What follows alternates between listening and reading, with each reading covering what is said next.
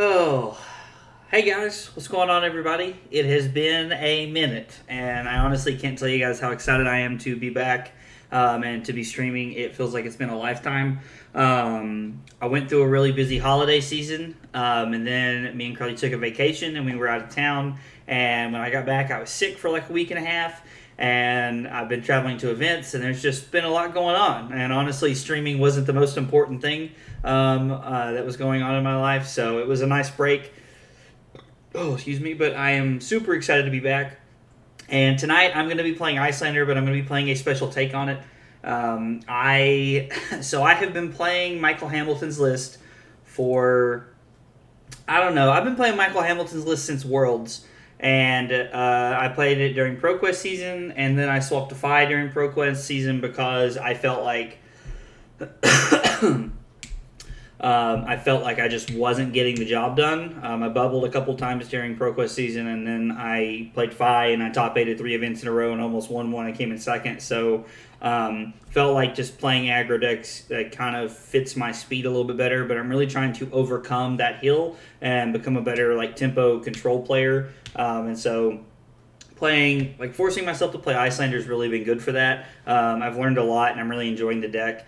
Post-ban, Iyslander has not been my friend, if you want the truth. I went 4-4 at the Battle Harden this past weekend in Charlotte. I don't even know where I finished, but I know it wasn't very good. And then I played in the PTI event on Sunday, and I went 1-2 and dropped. So it was a little bit of a rough weekend, and honestly, I'm a little disappointed with my results. But I did learn a lot from the weekend, and I had a pretty good time. So I'm excited to be back and to be playing a different take on Iyslander. There's a bit of a break in the action now. There's not really any kind of excuse me. There's not really any kind of big tournaments coming up until we get to the Pro Tour at the end of April. So I'm going to enjoy a little bit of time to just kind of relax and play some fun stuff, but I'm also going to use this time to prep for the calling. I'm pretty excited about it. What? I have a question. Hang on just a second.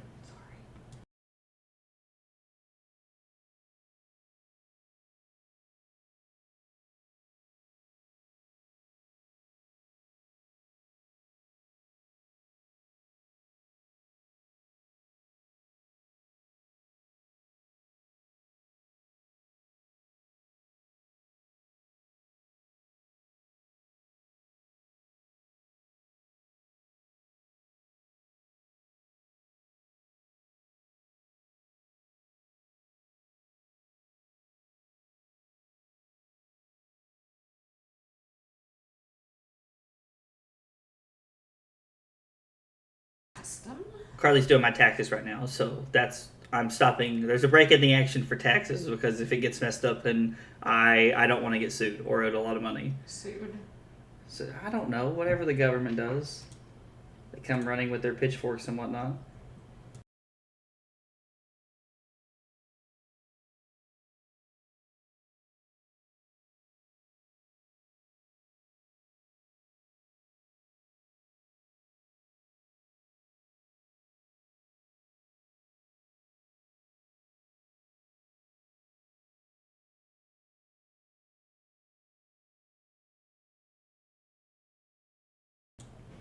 Okay, so anyway, like I was saying, I felt that Michael Hamilton's Iyslander deck wasn't really speaking to me. Red Winter's Bite has felt like a very awkward card. I do like the Command and Conquer, but I don't know. It's just felt very uneasy. Thank you. You're welcome, Abby. The whole deck, I've just felt very uncomfortable with, and I feel like I'm not performing that well with.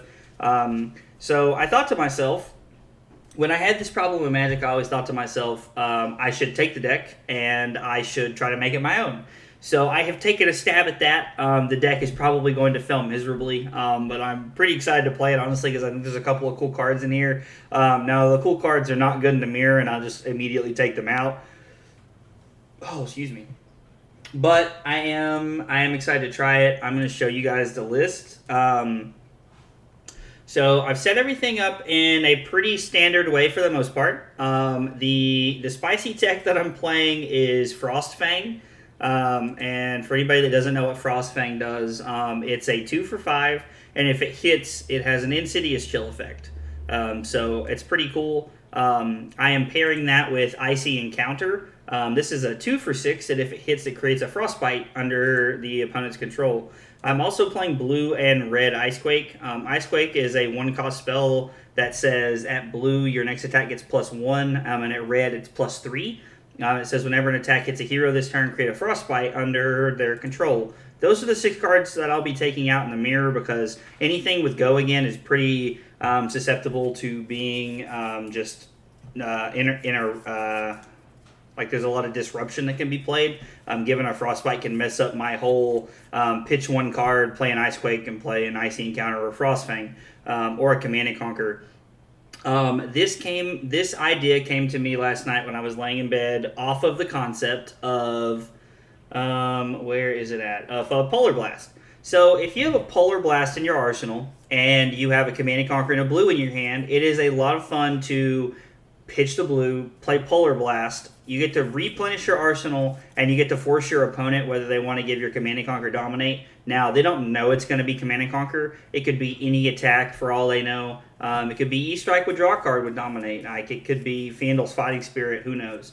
But it is a cool little thing, and I do enjoy the idea of being able to put Polar Blast in the arsenal and then give Frostfang or Icy Encounter Dominate. I do think it's a pretty neat little trick.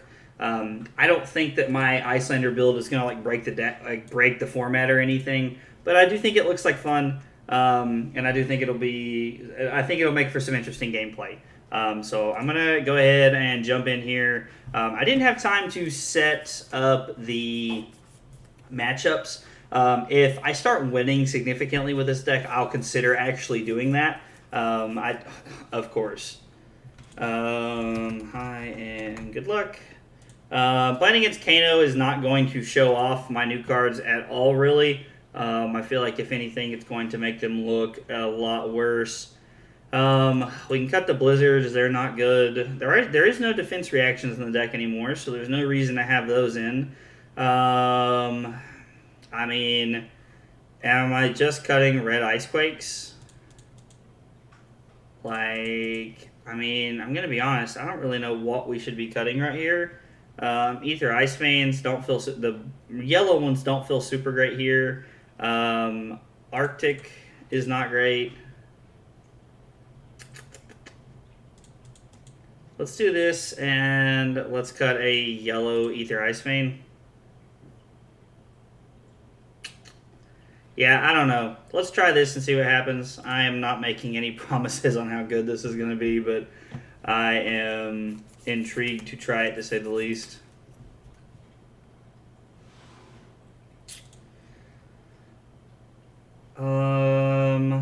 Alright, so our opponent has AB4, pretty typical stuff. We're going to pick buff power.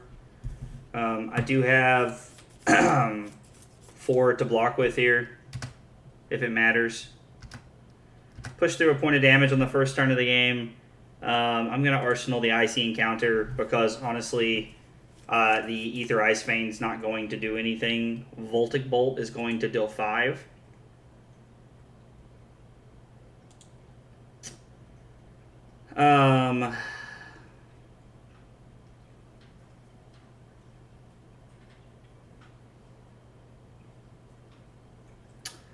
Let's just go ahead and block 5 here. Get a counter on the Alluvian Constellus. They're going to Waning Moon. I'm going to block 1, take 1. Don't really care too much for the thought of doing that. Now, the Icy Encounter is only for 6 here. So it's just a vanilla 2 for 6 because Kano blocks pretty efficiently. So it's not really like a very threatening thing.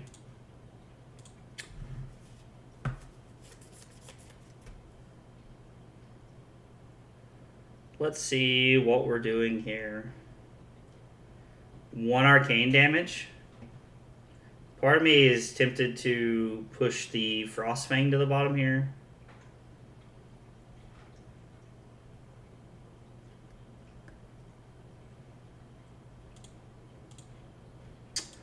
Let's play in response and see what our opponent does here. A Frostbite could miss their roll up. It's hard to tell.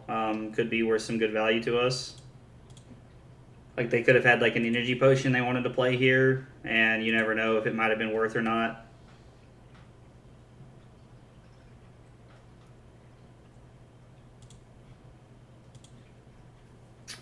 I'm just gonna take one here.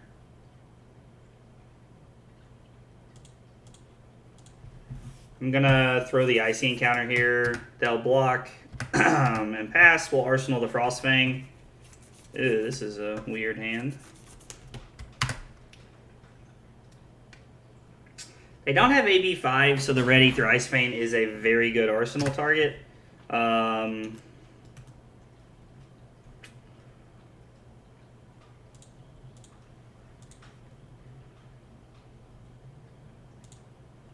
So they're giving us good cards here.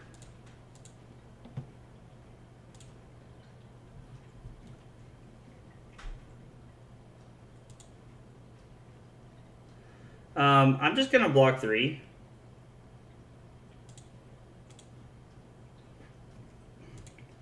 I was like, they're probably going to want to arsenal their card.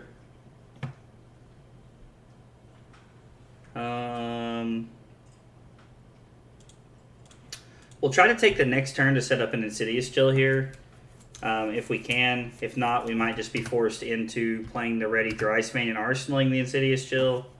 Drawing the Frost X is pretty cool. What is this, 5 arcane damage?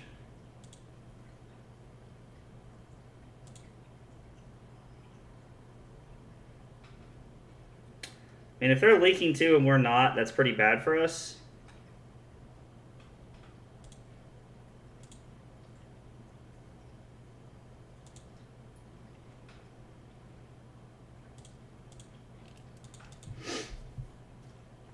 We'll put Insidious Chill into play. If they try to go for something here, I mean, we do have AP3, so... Or like, we have 3 that we can block with, which is not bad. It's like, now this is a very questionable hand.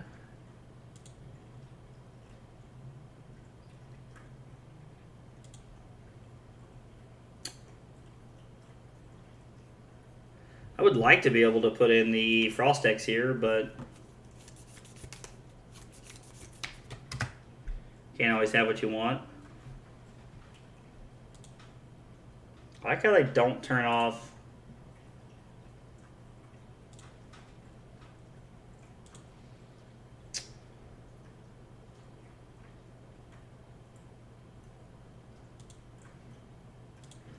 I'll take 2 here. That's fine. I don't care to do that.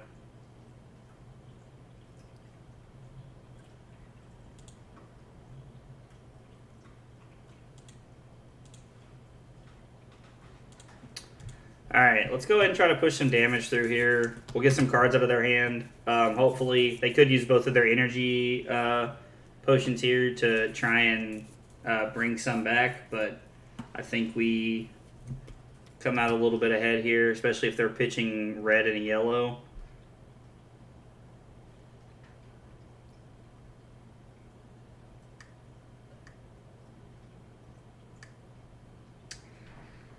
I'm debating if it's worth it. I don't think an Alluvian Constellus, 2 counters on the Constellus is worth pushing 1 point of damage, but I'm also not in a spot where I'm going to be able to use it on their turn. So I think right here, this is like the one exception to when that's okay. I'm not sure. That's debatable, though.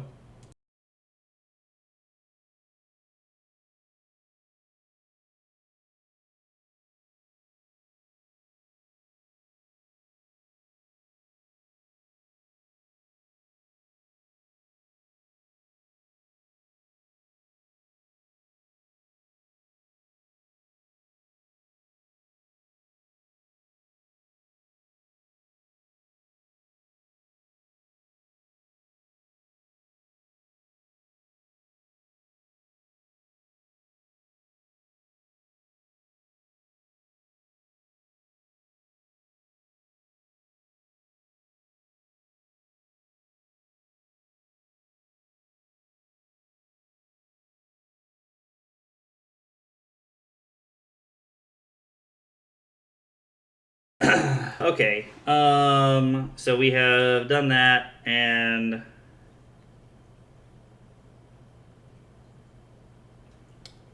think I'm just gonna Arsenal the Frostfang here. I'm kind of tempted. Well, I don't want to use it on a Frostfang because all their stuff blocks so effectively.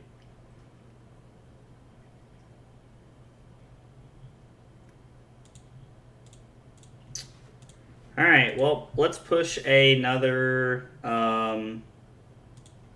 Let's push another red Ether Ice Vein, discarding an Ether Flare here. They've gotten rid of quite a few reds here, which I'm a pretty big fan of. If you want the truth, feels kind of nice. Can you check your email? My email? Yeah, there should be a code. Sorry. No, you're fine, baby. All right, we'll pass. That guy's gonna take 2. We're gonna put the Ice Quake on the bottom first.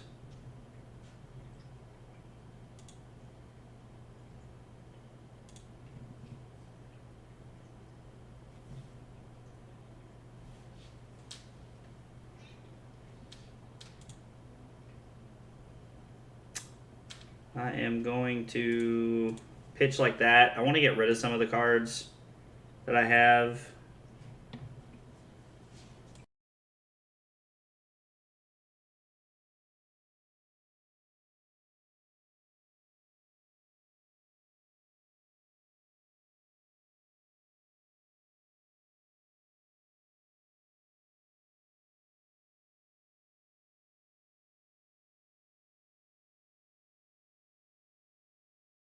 I need to. Okay.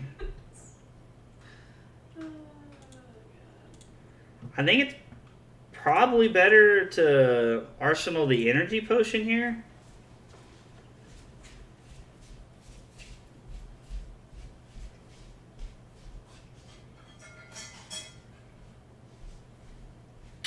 Gonna be honest, I'm not sure what is better here. It's probably to wait and see what they do. Let them have some cards. Want to offer a promotion on your channel? No thanks. Alright. Just no thanks.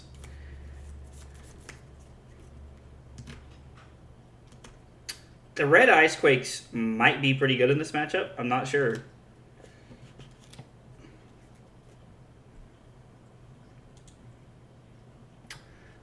This is one of those turns when I'm pretty happy just... Probably should have put the Energy Potion into play last turn so that I could...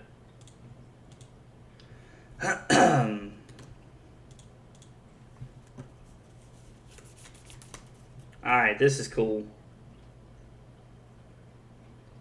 I can block 3 and keep a pretty good hand here. I'll go ahead and put the Ice Quake on the bottom.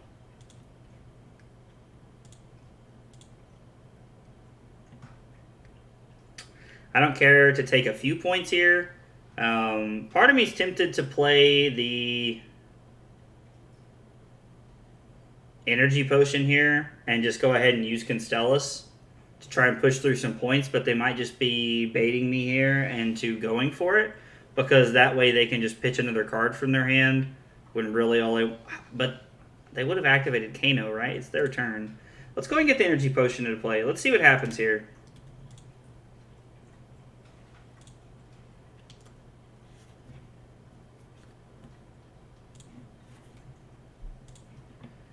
This feels like a suboptimal use of Waning Moon.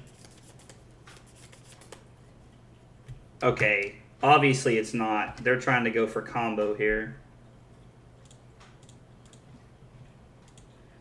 Well, the good news is that if they do go for combo, I have 5 resources available to me.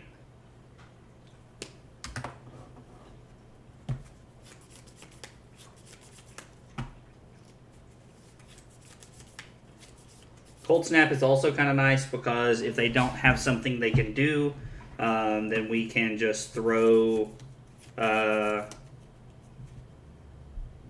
Waning Moon at them to try to push some damage here.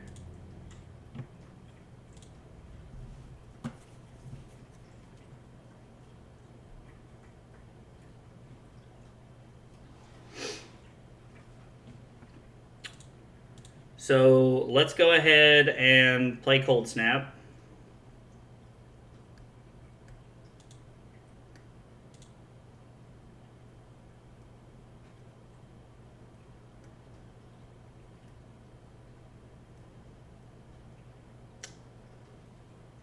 So I'm going to take 3 to serve 3 here. Or no, I'm sorry. I'm going to take 2 to serve 3. I guess I could have pitched that if I wanted to. They have a pretty good setup, which means their combo turn's going to be pretty solid.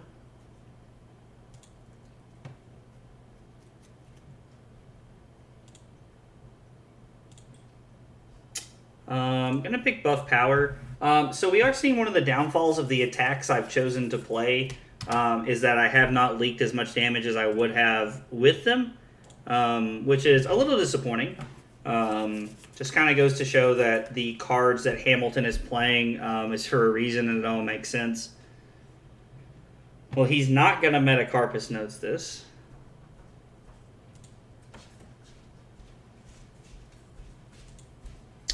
And if he is, then, I don't know, that just feels very silly to me if you want the God's honest truth. Let's see, we put a yellow Ether Ice Fan on the bottom and seen 3 reds, and we just put a blue on the bottom, which means there's a yellow left in the deck that we're playing to, because yellow is kind of like getting multiple cards out of their hand.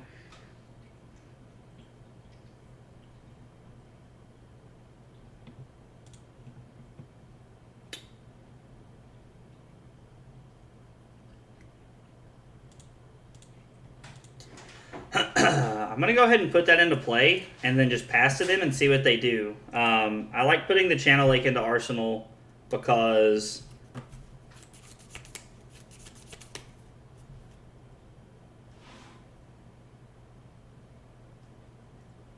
I don't think I really care about the 6 points here.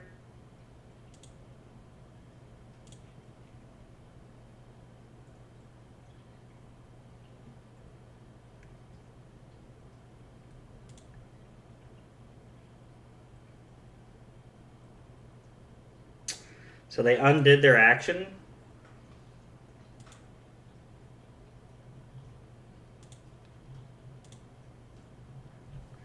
That's fine. I'm just going to go to... They already have a card in their arsenal, so I know they're okay with pitching whatever their card is, which means I feel like using Waning Moon here is not good. Actually, it might be better for the Frostbite, because then we have the ability to try and push the Frostbite through. And unless they're just holding a blue. But they're going to take 1 damage this way. So we did push through a point. Hey, what's going on, Smurf? How are you, buddy? And Hamilton we trust. Is this the pummel list? Yeah, so I really like CLF in this matchup too. It's very good. I mean, for all the reasons you said, like it's just insanely good at punishing them and keeping them on the back foot. But yeah, no, I mean it. So it kind of started out like similar to the pummel list, but I took pummel out because it felt very, I don't know, just looking at it seemed very not optimal. So I decided to go a different route. So they had to pitch a blue to play this card.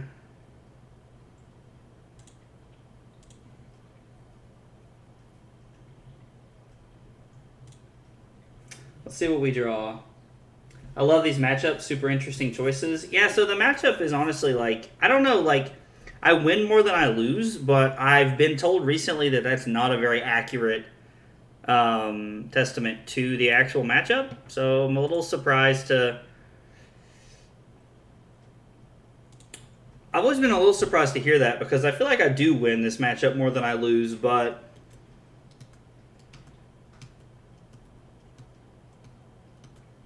I don't know, like I'm being told that Kano's very favored recently. The list can't really be mixed efficiently. The cards just don't play well together. Iyslander is favored in this matchup, in theory, I think. So it's like, I agree with you. Like, I naturally very agree with you. I guess we'll go Scolding first.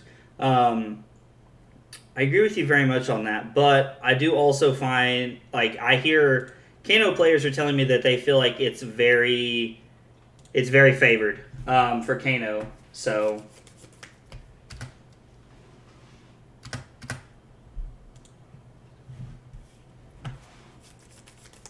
they're playing that from hand.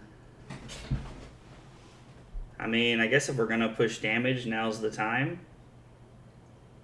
Because they could just pass after this. But they also have 3 energy potions in play.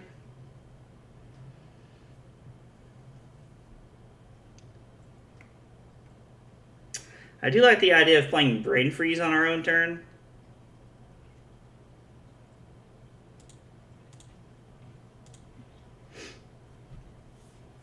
Play Brain Freeze, fuse with the... They're just going to prevent all 4 and then take 2 cards. Okay. I mean, we got rid of an energy potion this turn. So I kind of see that as a positive here. See, that right there was an absolute win in my opinion. Now, again, is the Eluvian Constellus being baited out by a blue card they have in their hand?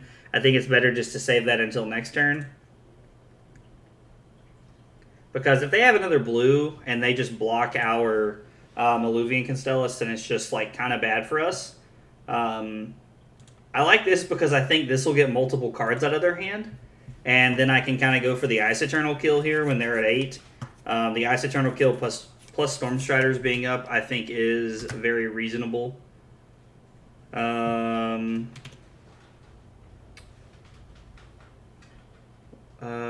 Let's see. Ether Quickening and Ether Flare are revealed. I guess I probably shouldn't go for it. I should probably just hang on to the Ice Eternal here.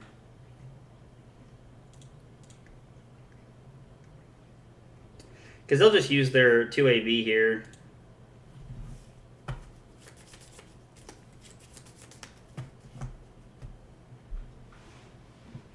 I mean, they do have energy potions, so I don't think I'm going to kill them.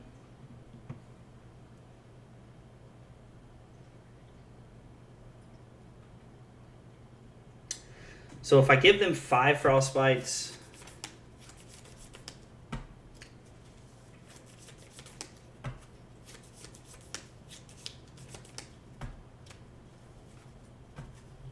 I can give them 4 Frostbites and 4 Arcane damage. And then if they want to pop the energy potion, they have to keep 4 resources, so they can only prevent 2. They take 2. They pitch energy potion. They use energy potion on the Frostbites, and then I can Waning Moon them in response.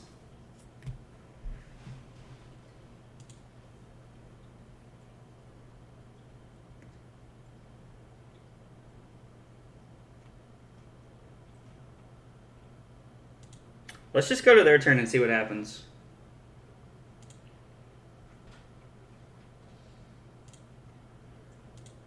So let's play Cold Snap and see what they do.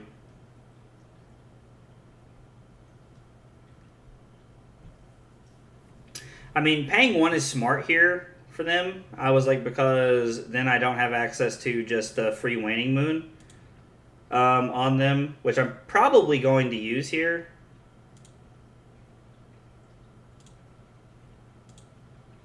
Like, the counters are already there for them, so it's not like a super big ordeal. Alright, yeah, see, this is what we wanted. Now we just gotta...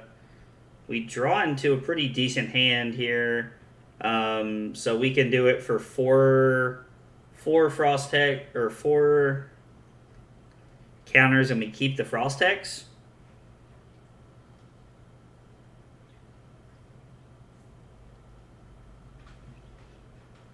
Or I can go to my turn, play the Polar Blast, and then play the Command and Conquer.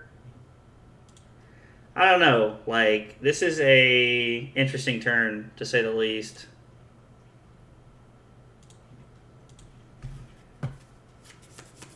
Playing Polar Blast is interesting. I like this. The pitch of blue, play Polar Blast, Command and Conquer is kind of where the idea of playing Icequake in this deck came from for me. Now, Polar Blast into them not paying for Command and Conquer is really good. But the idea of being able to give something +3, and then also with an on-hit effect, or if you're playing Command and Conquer, double on-hit effect is really good. They did not pay. Cool. Alright, so they're going to go for it.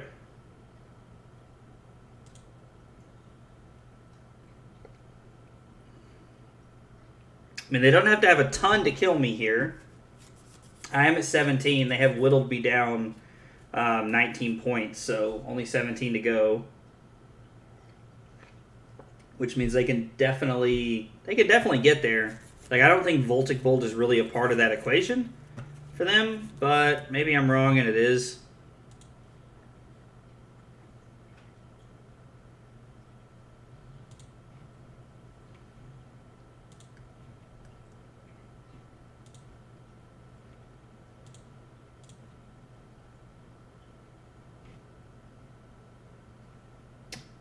I think out of fear of them having a Blazing Ether in their arsenal, which they probably do, I think I'm just going to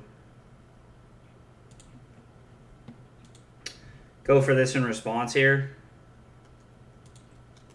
Kano in response, and they Ragamuffins hat. Is it Ether Wildfire? Oh, okay.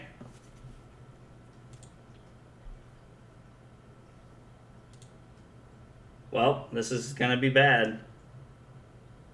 I'm going to have to take 5 here. They put a card on the bottom and on the bottom. It's a lot of resources. They're going to Kano again.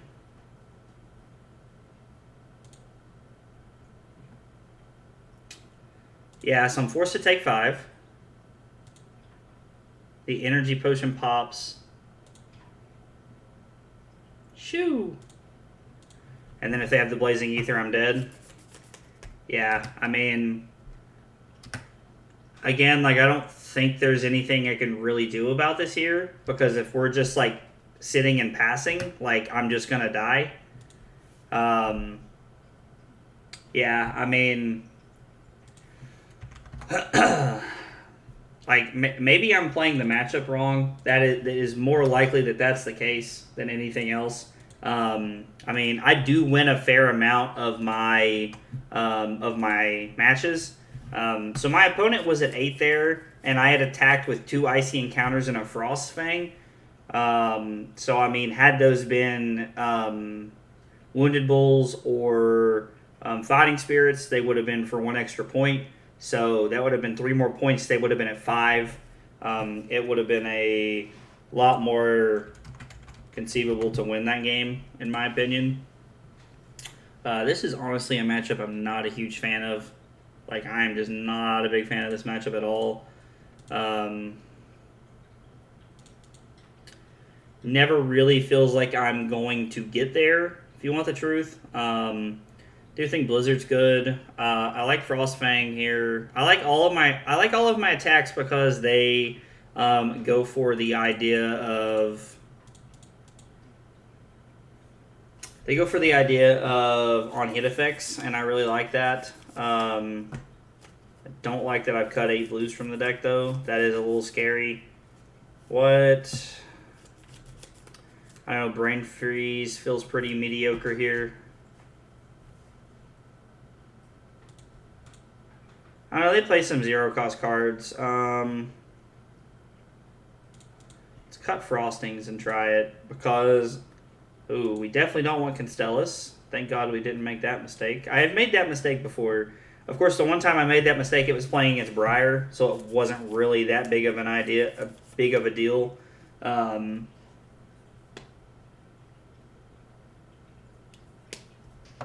They have AB2 here. Okay, that's more than most Lexis that I play against have, so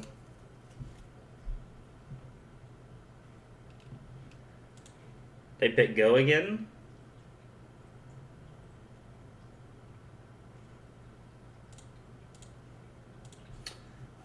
We'll block 4 here. Okay. I mean, yeah, that's a thing that happens.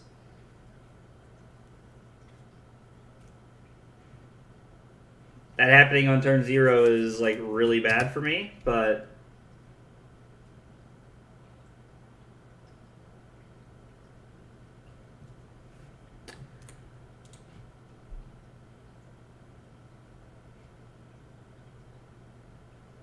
so the question is, am I saving damage or am I blocking 3, going to 30, and then holding on to Command and Conquer for the insanely good value card that it is?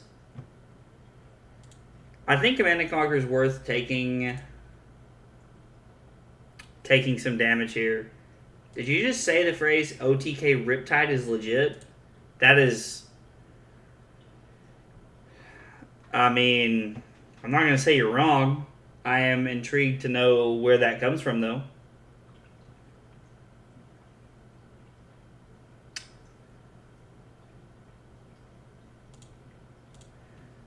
I think I'm going to throw Command and Conquer and then Arsenal my yellow Ether Iceman here. I like the idea of being able to play it next turn because this is going to get cards out of my opponent's hand. They have an Endless Arrow in their hand, or in their arsenal. It might have also just have been smart to keep the Brothers in Arms for the Endless Arrow. They just agreed to take that damage. Interesting. Okay, well, my hand is fairly solid here. Channel Lake Frigid is a very good card against them. This afternoon, I pitched a 93 damage turn with that deck. Okay, well, that's absolutely insane. 93 damage in one turn is crazy. I'd be curious to know what that entails and what that looks like.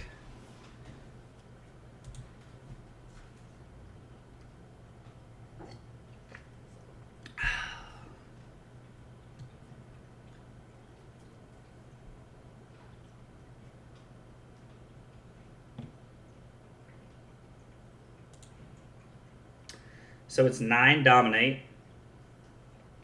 So I am going to block 3. Play 12 arrows, all at +4. This was without practicing with Artivore, which will just make it crazier and more consistent. Well, I'm definitely interested to see it. That's for sure. I'm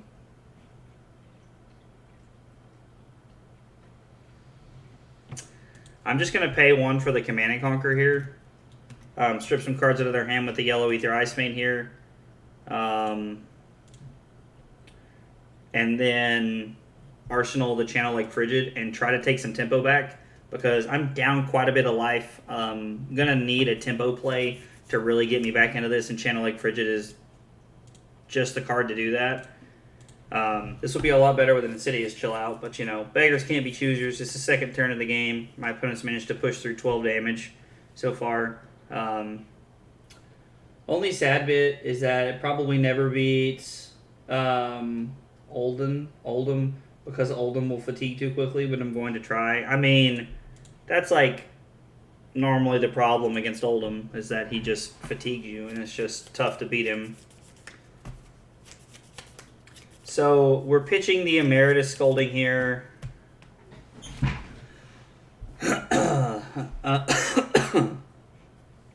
They're going to give me a Frostbite, but this won't cost 1 because it's triggered ability when you block. So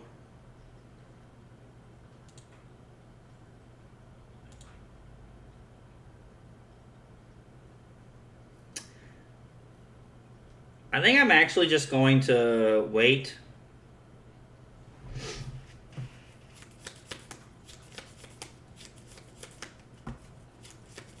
Because I can play the Channel Lake Frigid whenever they do whatever they're going to do here. If they're going to play the Weave Ice this turn, they can only do so many instant speed things. So there's that. Weave Ice is a cool card. I do like the card.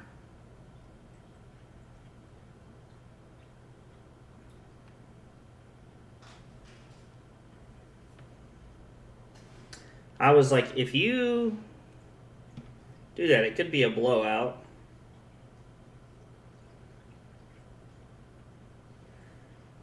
I want to be able to keep the Ice Bolt and throw the Frost Fang here.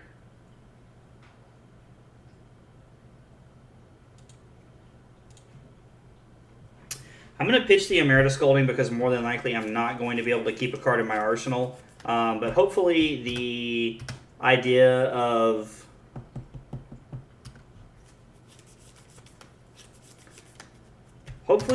keeping Channel around paired with Frostfang will be good enough. The other option is always that I block 5 here with the Frostfang and the Brain Freeze, and then I activate Coronet Peak with the Ice Bolt. If I need to preserve some life here, I can. Something tells me that the Weave Ice is not going to allow me to do so. Hopefully it's not a hand disruption effect.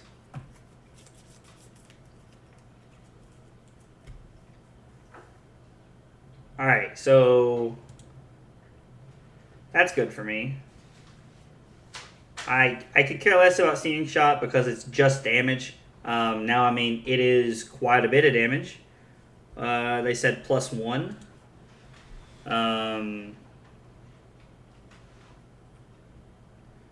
So I can take 3, throw 5, keep Channel, or I can take 6, throw 5, keep Channel, and then have Brain Freeze in my arsenal.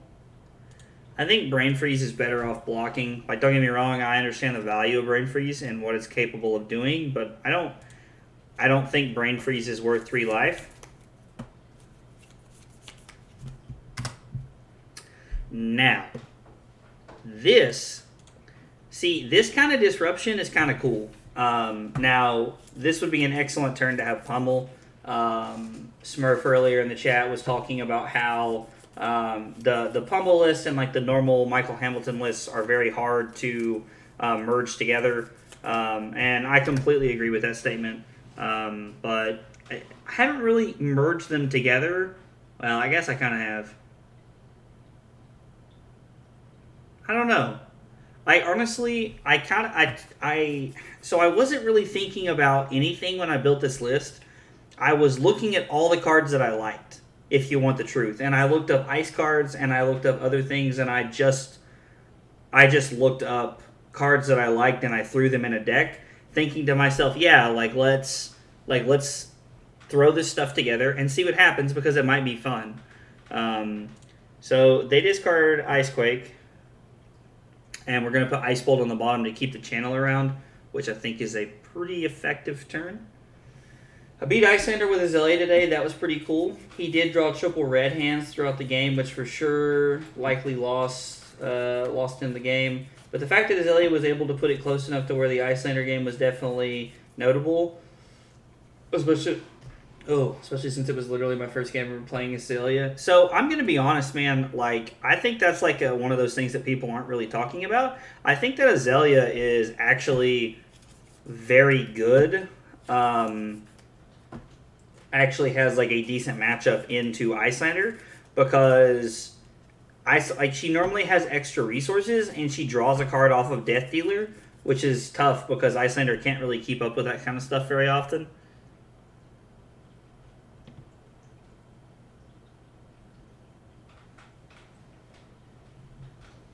So they're about to give me a Frostbite here. The question is, do I use Tunic so that I can play Blizzard through the Frostbite? Now, they might not even give Go again, and it might be a complete waste of a card. But if that is the case, then I'll just be able to keep the Blizzard in my hand, use it to pitch to the Icequake to get rid of that, and then come in with a Frostfang for 6. So I think using the Tunic here is a good decision.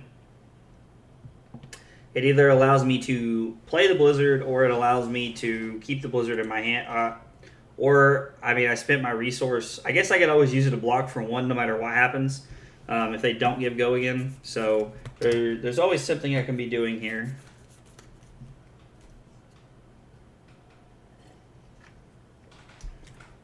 Blizzard has recently become one of my favorite cards in the deck, honestly.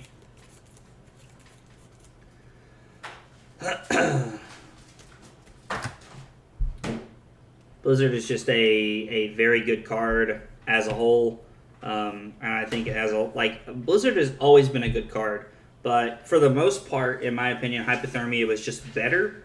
So I I don't know. I've enjoyed the value that Blizzard has been providing post hypothermia ban.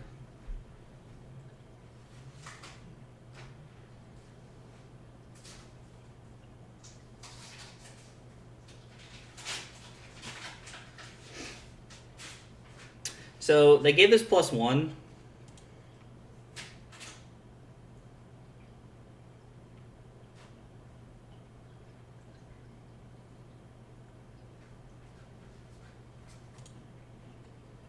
So I enjoy that it's showing like the rules guide and things like that. I think that's interesting.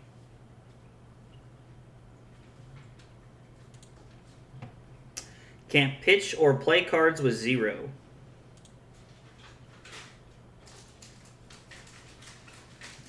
Isn't that what that says? Was it not fused? Nothing is revealed. Okay, cool. So this is fun because it allows me to play through the Frostbite and keep my channel around, which is pretty fun. It also allows me to throw Waning Moon for 2 arcane damage, which is pretty cool.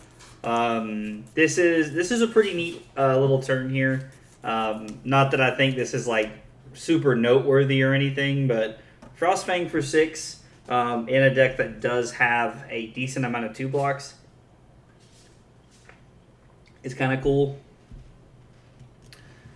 And they're going to throw some cards here. Like, this is... I am intrigued to see them throw some cards here. And these are some good cards, too. Like, they're throwing pretty decent cards at me here. And then I'm going to push 2 arcane damage. I'm going to put the Blizzard on the bottom first, because I think that Blizzard is a better card in this matchup. We also have 2 Blizzards that we have not seen yet.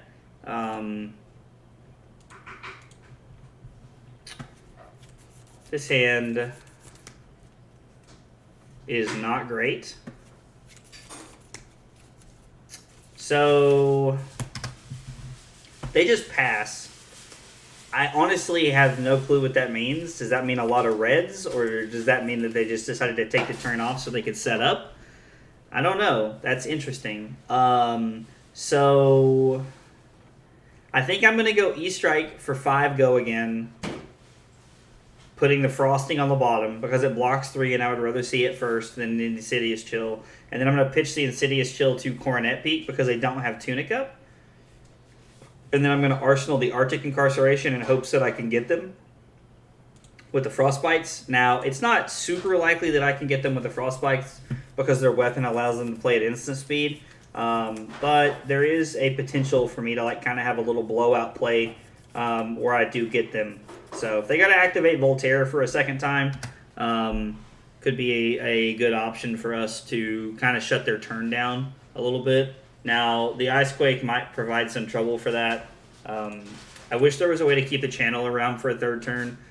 Without a red ice card, it's like impossible to do, to my knowledge. There might be a way. I've said oftentimes before that it's very possible that you can keep Channel Lake around for a 3rd time, or for a 3rd counter. But if you're going to be able to do it, it's going to require some reds or a player that is better than I am. That has often been my words. I kept your mom around for a 3rd turn. Boom. Roasted.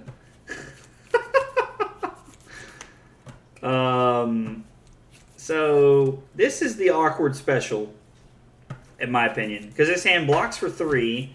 They're probably going to give me a Frostbite here, and then I'm not really gonna. I guess Tunic allows me to play through a Frostbite.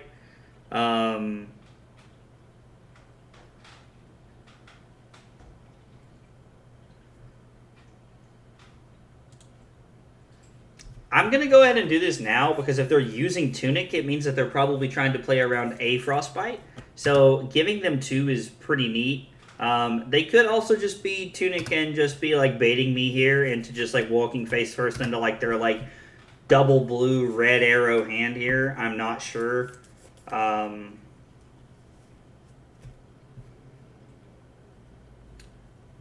so they're playing Art of War from their arsenal. I assume they're going to pick +1 and banish here. Paying for the Frostbites. So they're going to have 3 cards in hand and 1 resource left. Shoo! See, this is one of those turns where I really needed the Blizzard to be good. But it just feels like it's not going to be. This might be a block 9 turn and then just Arsenal the Blizzard here and try to shut them down on the following turn. Art of War 3 of a kind is honestly a super obnoxious turn to have to play through. Having them both in one hand is really good. It's not crazy that our opponent does that, but it is very good for them. Jesus. 3, 6, 8. I'm okay throwing the Chilling Ice Fiend here because there is not a Rain Razors that I have to play around because of the 3 of a kind. We also know there's an Art of War on the bottom of their deck because they did pitch it earlier in the game. So there's that. If this is an on-hit effect, then I'm kind of in trouble. This is an on-hit effect, but it's not one that makes me do anything.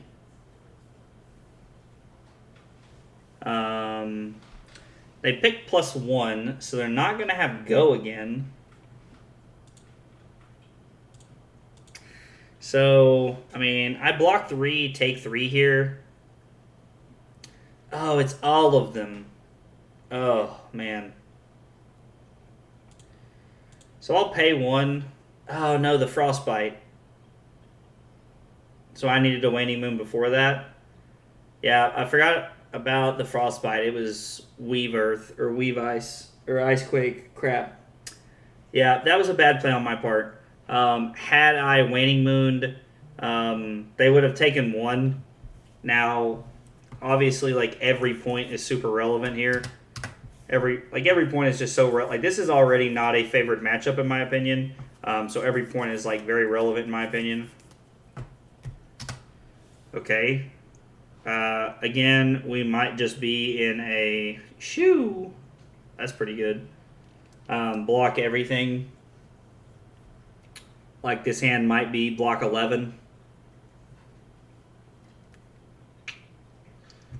Or block as much as I can if they're doing things like that. So they're going to play Weave Ice and then they're going to play 3 of a kind. Okay.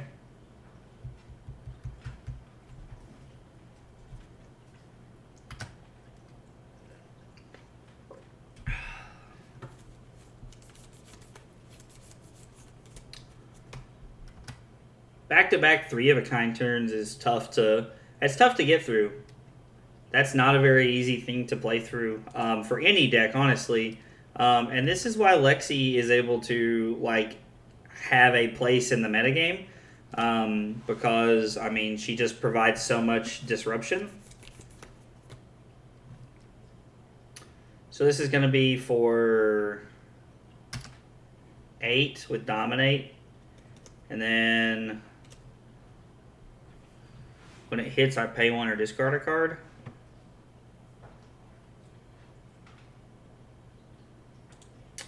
So I'll block 3. I like to try and keep the Icequake if I can.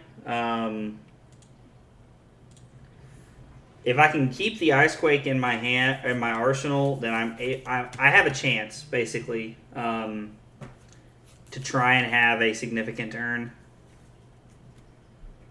What is this coming in for 4? Yeah, I mean, I'll take 1 here. I can't find a Gorganian Tome for the life of me, which is crazy since I have 6 of them. Why do you have 6 Gorg Tomes? That is absolutely ridiculous. I don't even understand why you have that many. I own 1. I own 1 Gorg Tome.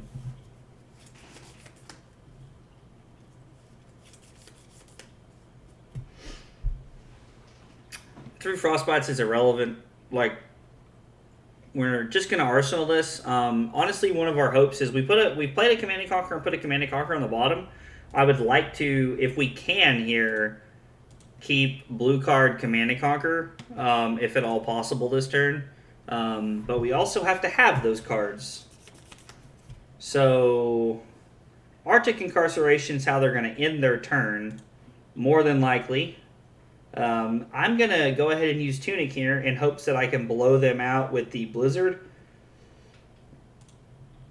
That would honestly be awesome, because if they go for an attack and they don't have the resources to pay for it, it would be really awesome to like not give them an opportunity to play their Arctic Incarceration, because we will have dealt with their Frostbite, and then we can play Icequake and then play Frostfang. That's 8 damage, and it's an Insidious Chill effect and a Frostbite effect if it hits them, which is relevant. Like, that's not for nothing.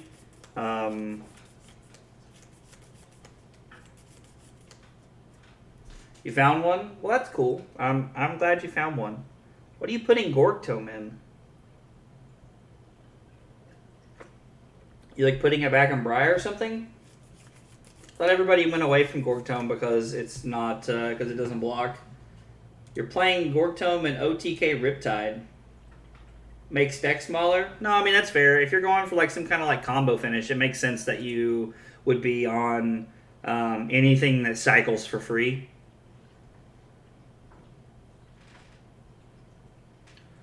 Oh my god. Leave me alone with this fusing crap. Okay, well, now my turn is how can I play around that? I needed this card. I need this card to block for 3. That's honestly what I need. Let's see if we can try to end their turn here. Now, we're probably not going to, because they're probably just going to pitch their Channel Lake Frigid to keep go again. Because even if nothing else, they'll have 1 resource floating, and they can play Arctic Incarceration through the Frostbite. So,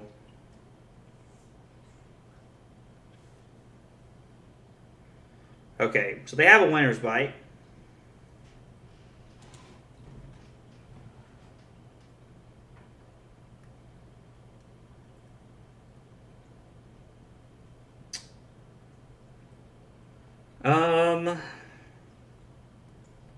So I know that they have a Channel Lake Frigid, so I know that they're not doing anything else. So I'm kind of tempted to just block with Icequake and Brain Freeze here.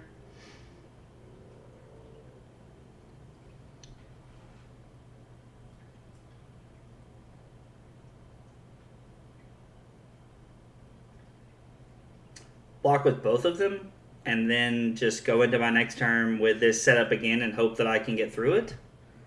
I mean, they'll probably also just play Channel Lake Frigid next turn, so it's probably not super likely that I get through it. They can't play the channel. They don't have Tunic up. Debating vanilla cash-ins. If you were gonna play cash-in, are you not playing the Crown of Dominion? Like, and I ask that seriously, because if you're trying to play like an OTK deck, don't you just want as many ways to see as many cards as possible throughout your turn? We need New Horizon? Oh, that makes sense. So they're going to flip up Channel Lake Frigid, give me a Frostbite.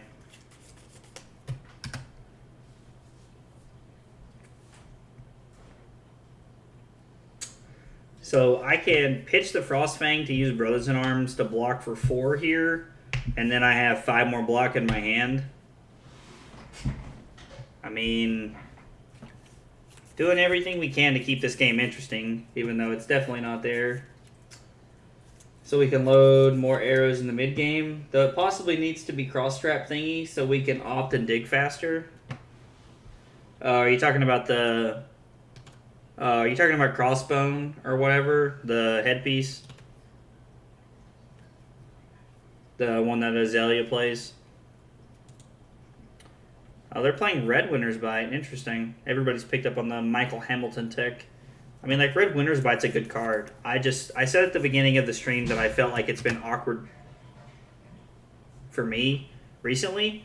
Not to say that the card's bad in any way. I just feel like it's been awkward for me. So that's where that all comes from.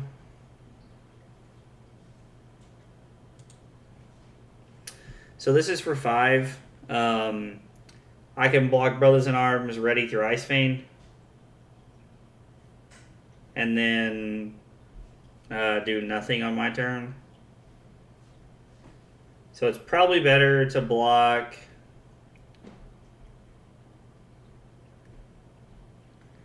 I mean...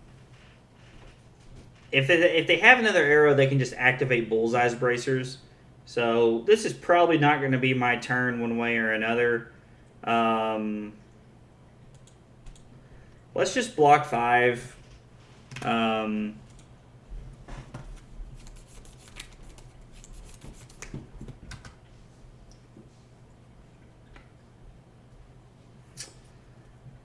So through the Frostbite, I can't play Brothers in Arms either. I love Bullseye's Bracers. It represents like 9 damage in my deck. I mean, it's just a really good card though. Like Bullseye's Bracers is just a good card. Like the fact that it has AB built in is like pretty sweet in my opinion. I guess I can play the Cold Snap. Like just to get rid of, I don't know, it seems silly. Let's just hang on to the cards that we have here. Channel Lake Frigid is making our life a little bit complicated. Give us a Frostbite. I dare you. Like, random pieces of equipment that just have AB built into them are, like, insanely good. And I really enjoy that, honestly. Like, I just think it makes for good value. Like, Achilles Accelerator having natural AB, really good. Bullseye Bracers has natural go again. It's really good. Like, I don't know, there's just quite a bit of that in the game, I feel like, and I do thoroughly enjoy that. They've pitched 1 ice card.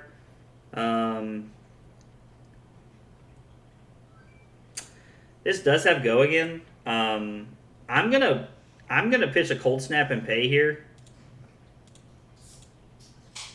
Because if they don't have anything, like, if they have, like, Rain Razors here or something, like, obviously it's a blowout. But I was like, if they don't have anything, I still have 5 block in my hand. And if they don't play anything else, then I can just come and they lose the Channel Lake. Then I have my Tunic at 3, and I can come in for 7, which does close the gap a little bit. The value... I think Carly wants ice cream. Carly definitely wants ice cream. I made a comment about going to get ice cream a few minutes ago, and she was like, I think her exact words were, "Now you're talking." I think is like exactly what she said. So I'm just at that point in the game where I'm just kind of like blocking out, trying to get through it. I need Lexi to have an off turn, which is very tough. Especially late in the game like this. Now, being able to pitch my heart would be cool.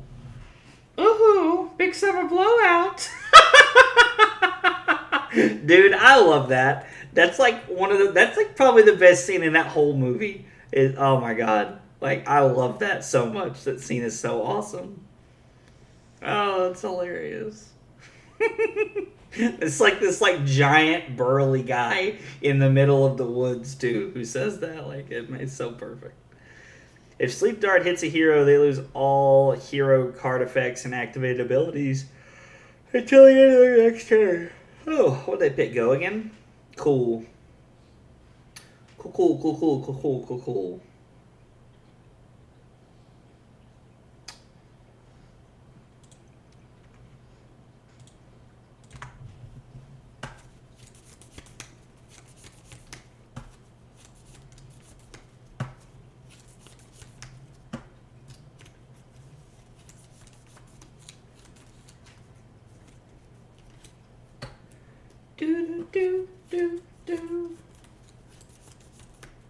I can't hear blowout without hearing that line. I mean, that's a pretty good line to hear in your head. I'm a pretty big fan of that.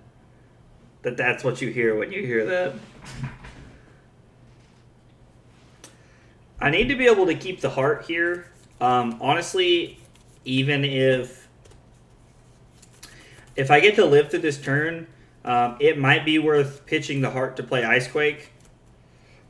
and waning mooning them if possible, just to be able to gain a life back. Now, we would be Arsenalists, but we're basically Arsenalists this way anyway. Big fan. I don't understand why you put big in quotation marks. Hang on, I'm like thinking back through the conversation to like see why you did that. I had to take a song off of my gym playlist because it says blowout, and in the middle of sets of working out, I just say out loud, "Big Summer Blowout."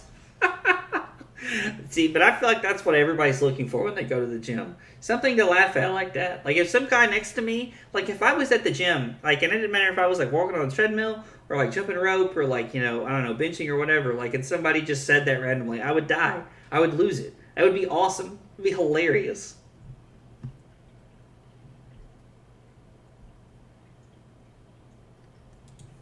I just refreshed. What's happening?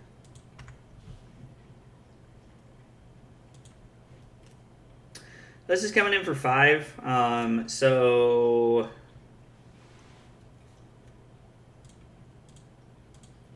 I think those are the 2 cards I want to block with.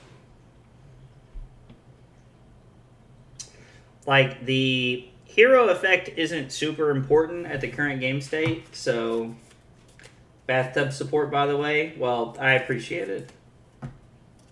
Arsonist.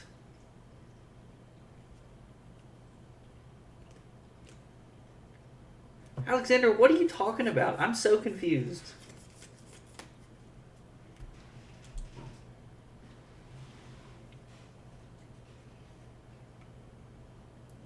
Maybe this means they don't have another arrow.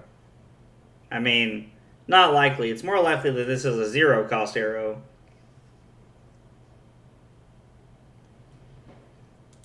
So this is coming in for 7. I block...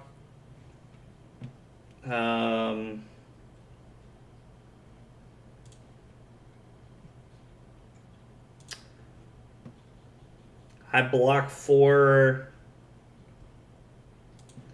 and then I have to activate Stormstriders to gain a life to stay alive here.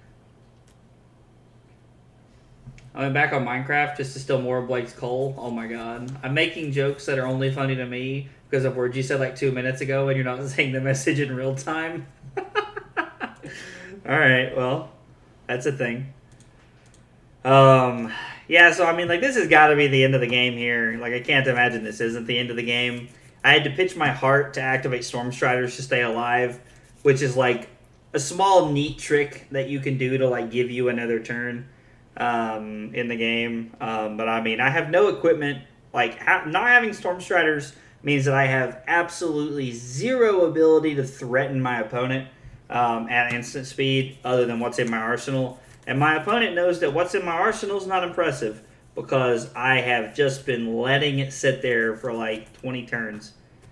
The ideal play here would be that they can only attack for 5, and then I can block with Command and Conquer and Polar Blast, pitch Emeritus Scolding to play Ice Quake, and then Icy Encounter, be an Icy Encounter for 9 with on hit 2 Frostbites, which would be pretty good. And if I could take some damage and set that up, I totally would, but I'm at 1. So it's more likely that I die because I have 2 blocks in my hand.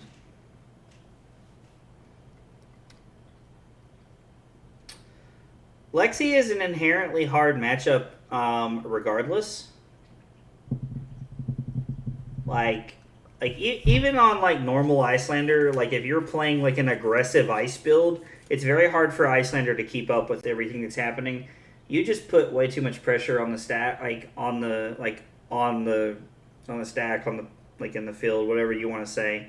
You just they just put way too much on there. I don't really understand why they activated Voltaire twice. We're probably about to get an undo here, if you want the truth. Because when this resolves, they don't have another arsenal spot to use. Yeah, see, this is, yeah. Maybe they weren't paying attention. I don't know.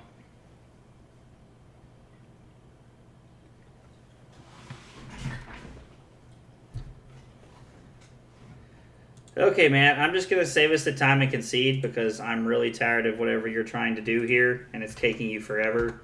Um, that was not a great game. Um, Lexi just kind of took tempo there in the middle of the game. We were kind of always on the back foot, but it was a lot. It was a close back foot, honestly. It wasn't like I was super far behind or anything. I was a little behind for a while, but not like it didn't feel like I was that far behind. If you want the honest to God truth.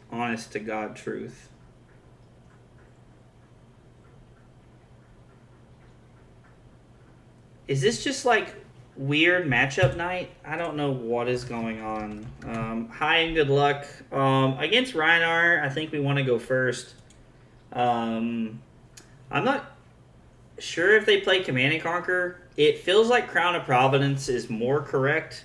We definitely want Tunic and Ironhide Gauntlet. I don't know. Coronet Peak will help us keep Channel Lake Frigid around, but Channel Lake Frigid isn't super relevant against them, so I'm not really sure. Let's play Crown of Providence here. Seems better. We'll cut the energy potions. We'll cut the frost hexes. We'll cut the ice eternals, and then we got 2 cards coming.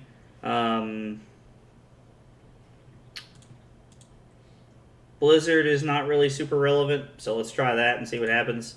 I have played.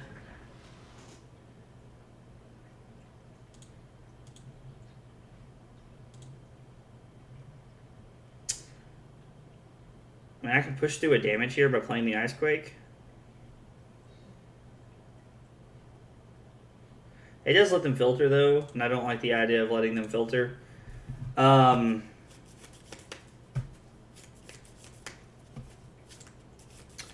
was I going to say? I can't remember what I was going to say now. Oh, I was talking about Coronet Peak. I've been playing Coronet Peak into Brute, but I feel like you kind of have to treat Brute kind of like Guardian a little bit, in the fact that you are blocking more regularly than you're not. I'm very used to playing its AB3. This is interesting that they're playing AB1. I think a lot of these aggro decks have went towards the AB1 slot and just trying to race you as much as they can when you're playing Iyslander. So it's definitely something worth talking about. And all right, whatever. Like, I try to avoid most of this stuff by posting into the competitive CC slot of things. Now, granted, I give you that my deck is not probably not very competitive, but it does have a lot of the normal Iyslander factors to it. We lost to Kano in the same fashion that it happens when I lose all the time. When I lose to Kano, it's because we played this very grindy, long, slow game where we both chip in damage, but I always end up chipping in more damage than my opponent, and then at the end of the game, they just ended up having it. I think the turns where that happens is because I'm leaving myself with only 1 blue in my hand.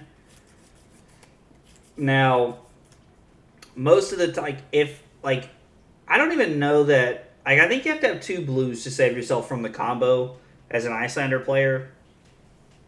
So I'm not sure. On the turn where I played the Polar Blast and the Command and Conquer, it was probably better just to hold, just to play the Command and Conquer, and then hold on to the blue there. So I probably should have just done that. I would have had 1 floating, and then I would have had a whole other blue. So when the Ether Wildfire would have came in for 5, I would have been able to block 3 of it, take 2.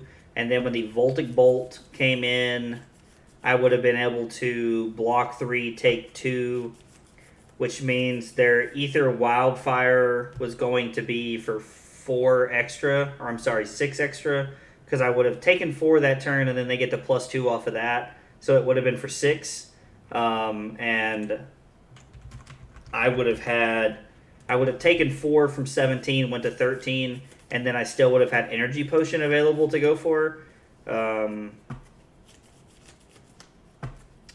I lied. I would have taken 1 more damage because they used the Metacarpus node on the. They would have used the Metacarpus node on the Voltic Bolt there.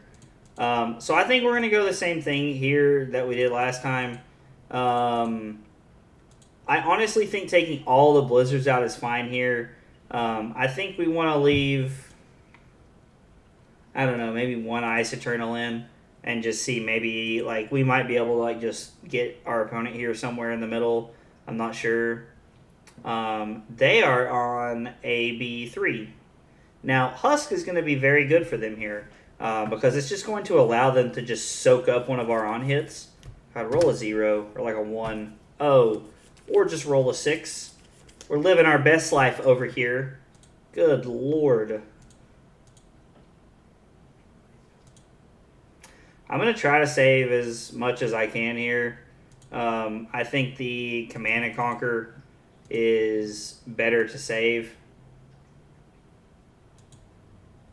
I'd rather have the attack, honestly.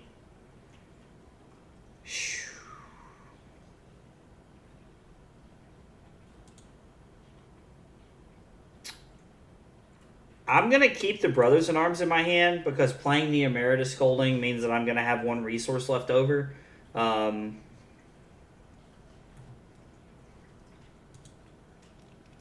Which means I'll just be able to block for 4.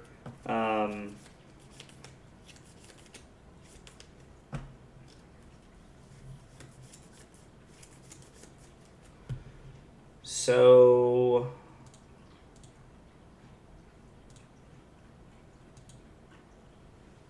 we're going to do this. They're going to take 4. Interesting. They have none floating, so it's not like they're going to pummel me. I can block 7 and Arsenal. Or I can take 3 or throw 3 here, and I think I would rather throw 3 because the on-hit effect is going to be irrelevant. This is just 2 damage. I am trading a more positive turn cycle here. If they choose to pitch their card, I would be surprised because they didn't on the Emeritus Scolding. So I feel like we're... Yeah, we just, like, we gained a point right there. Like, and that's, like, pretty much always what you're trying to accomplish with this deck is that you want to gain points when you can. I like the idea of blocking 6 here. We get to play Ether Icebane, fuse with Frostfang, and then throw that in our arsenal. Although Frostfang might not be the best card here. It might just be better to block with... No, I think blocking 6 is fine here. Pummel will suck if they have it, but I was like, sometimes you just kind of can't play around the pummel. I'm not going to lie. I really enjoy having red cards that you can fuse with in the Iyslander deck. I think that it really gives you the ability to... I just feel like it gives you the ability to play more hands with Ether Icebane than it would have otherwise.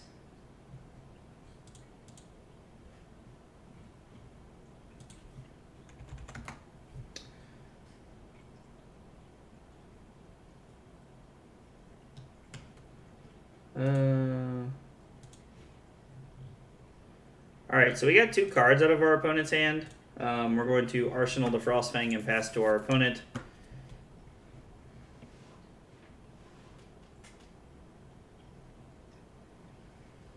Like, again, I'm like, I don't really care about this thing.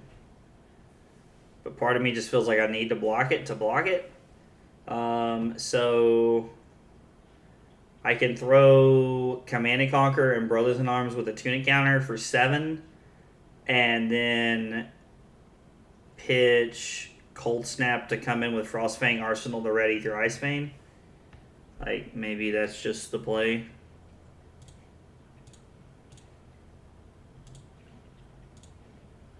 Activate Tunic, pay 1. Like, I don't I don't care about the effects so much as I care about making sure that we're not taking damage when we don't have to.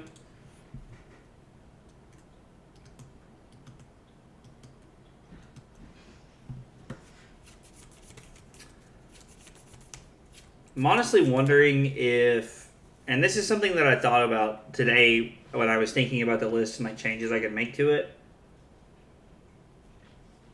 is I was thinking to myself, is it too awkward to just play the ice quakes in the list?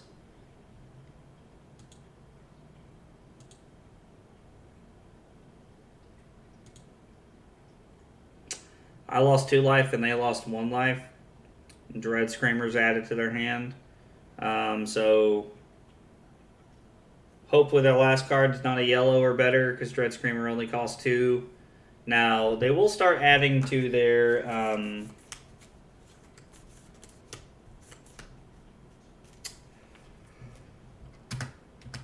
blood deck count. And if we can take enough cards out of their hand, blood deck count is very good for us. So this is a cool line that we can kind of set up. Hey, Andrew, thanks for the like, brother. I appreciate it. So they're going to come in for 9 here, which is tough. How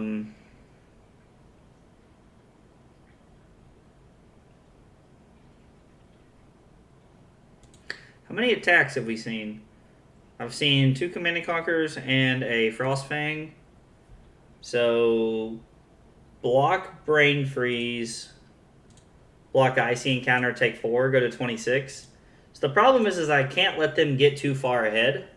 I will just get in a very bad spot. I'm going to keep the Polar Blast here because if we draw an attack, we can just pass and let them do things on their turn.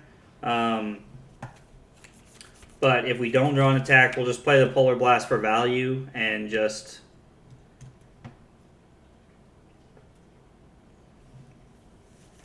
we'll just play the Polar Blast for value and just like take some damage on their turn and then just keep on going.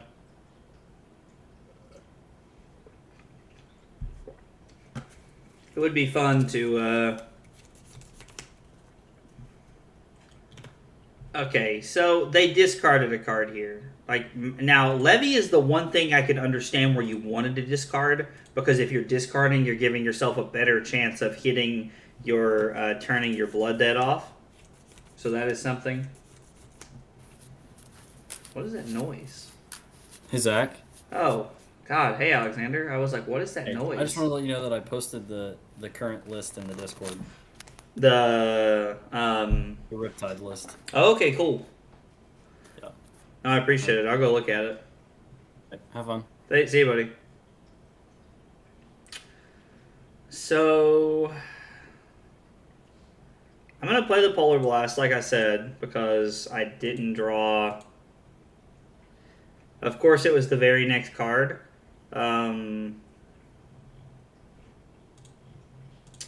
So we're going to deal 3 to them and put them to 23. Is this the +3 thing? Jeez.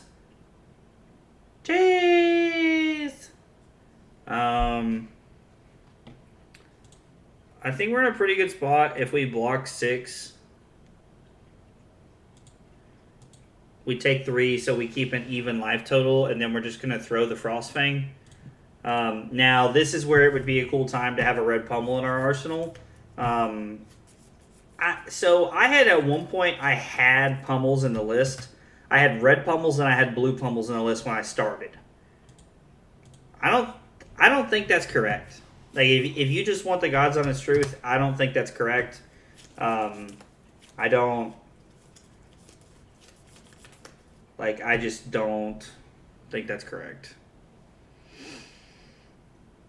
So this is probably a block out hand and then Arsenal the Polar Blast. Icequake is 1,000% worse than the Frostfang, so I'm going to block with the Icequake first.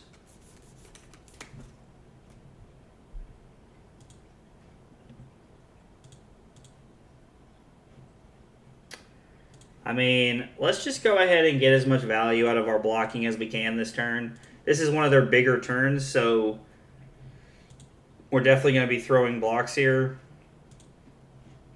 Now, unfortunately, the 8 we're just going to have to take here and go to 13, which is bad because it puts us 10 points behind. We don't have an arsenal, which is also pretty tough to come back from. But we just kind of have to keep pushing along and hope we can get there. The fact that they keep playing things with go again is tough.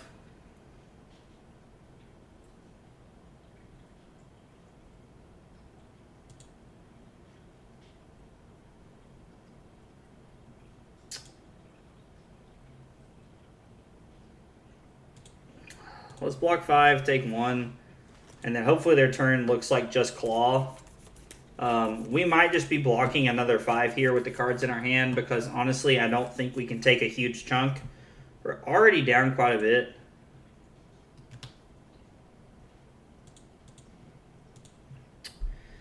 Yeah, I mean, I'm just going to take as little as possible here. I need them to not have a go again turn. Honestly is what I need them to have. I just need them to have an off turn where they don't have go again, and I can set up a little bit here. Now, I have went through quite a bit of my attacks, which is tough. Now, 2 action points is also very difficult for us because it just automatically means they have go again.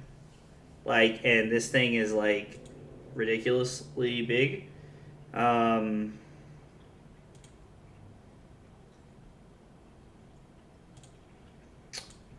Let's block 6.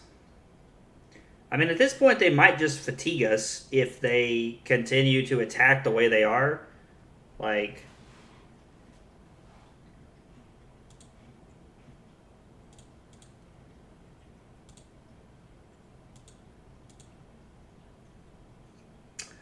we only took 2 that turn, but we're just losing cards so fast.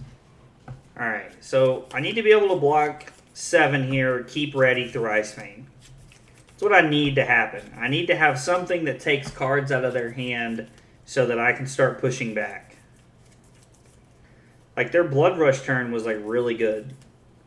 Their Blood Rush turn put them up 10 points and gave them 1,000% tempo.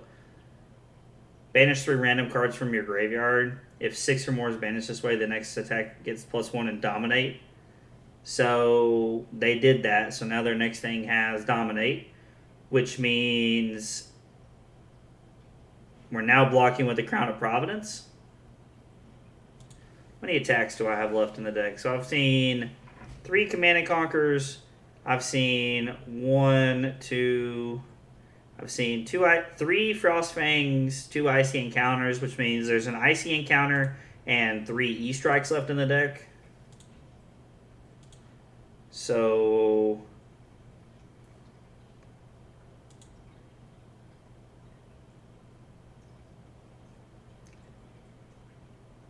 I don't know. I'm pretty inclined to just keep my hand here, honestly, because arsenaling the Icequake does not seem that bad. Now, okay. Well, that was like worst case scenario for us right there.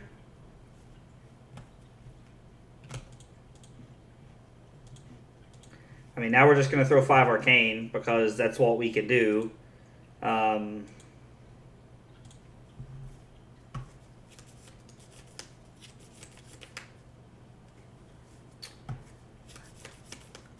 Yeah, I can't even strip cards from their hand here. Like, this is insanely bad. To be able to use the E-Strike with the Icequake, I need to be able to keep every card in my hand, which is not even remotely an option.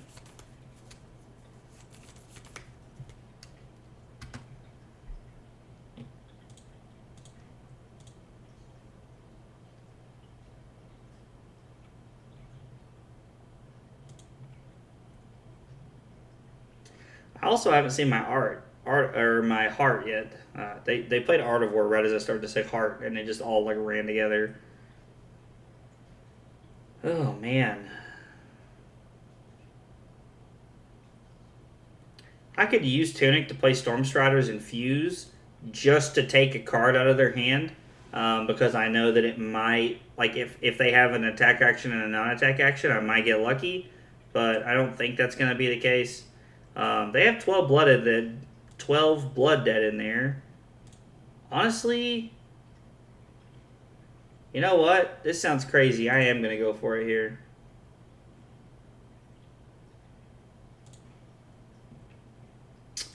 And I'm going to go for it here because at the off chance that we can get cards out of their hand and we can make something happen here, like make their hand terrible or awkward or make it to where they can't turn off blood debt here, we might have a chance.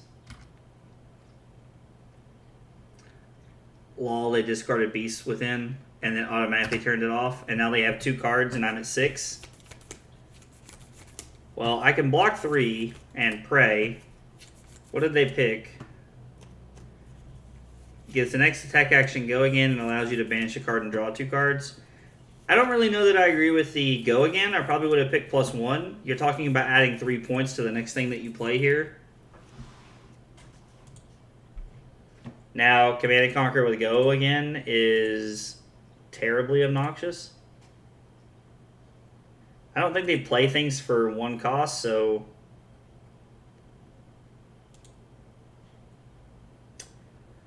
guess I could have saved the Tunic, but I don't really see that being super relevant.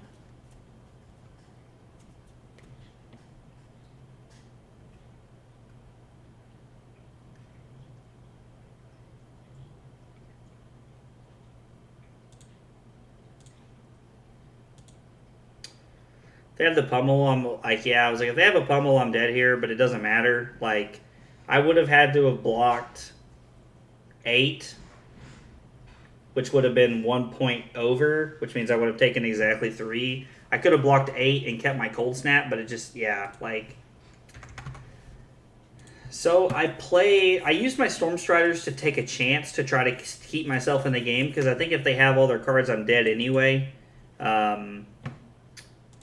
Yeah, that was tough, and that was not a great look. Huh.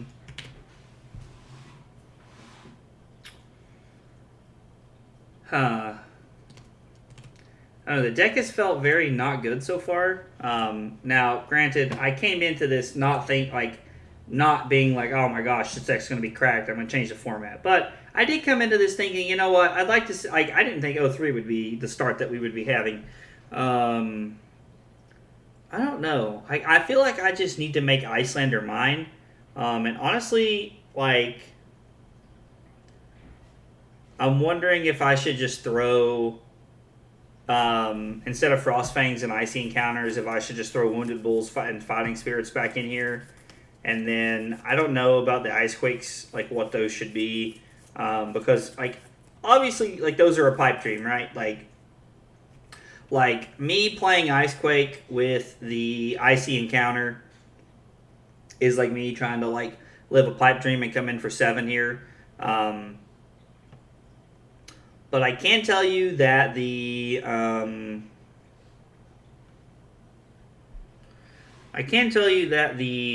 new list that Michael Hamilton's been playing has not felt very good to me.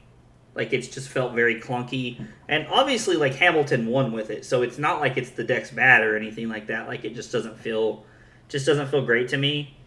The original Iyslander list was playing 18 reds, and I felt like that was a very solid number of reds. It felt like the draws where you had too many of them were few and far between, which I thoroughly enjoyed. But the new list he was playing had like 24. And I just wasn't about that. That just felt like a lot to me, if you want the truth. Like, that felt like a lot to me, and I wasn't a huge fan of it. So let's see. Let's cut the Frostfangs and the Icy Encounters, and let's throw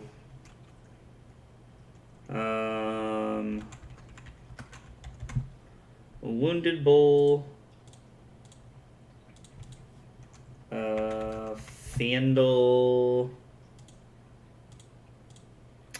Man, I honestly and I'm gonna cut the red Icequakes because I'm gonna cut all the Icequakes honestly, but I'm doing this one thing at a time here.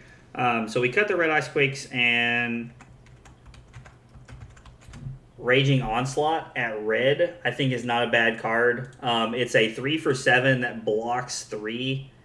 And I do kind of like that. All right, let's see what kind of ice cards we have to play with here that we could try. I don't think honestly, I don't think reds are the key to what I feel like I'm missing from the deck. That does not feel like what I need.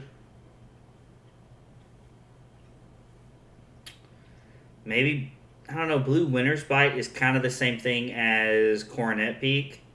Like, maybe Winter's Grasp is a good blue card because it kills dragons when I can keep it, and it also blocks 3, which is, like, it's not nothing, but it's also not something I can play at instant speed, and that's something that I don't like. How many reds is this for me? 3, 6, 9, 12, 15, 18. So I'm on 18 reds right now, and I think that's where I want to be. If you want the truth, I don't think I want any more than that. If you're an Iyslander player and if you listen to the M&R podcast, I was listening to this today. I learned today that the only way I can really get through podcasts is if I listen to them at 1.5 speed, because I feel like I can listen to them so quickly. Podcasts kind of bore me after a while, which I know is a very unpopular take in today's culture, but it is how I feel about it.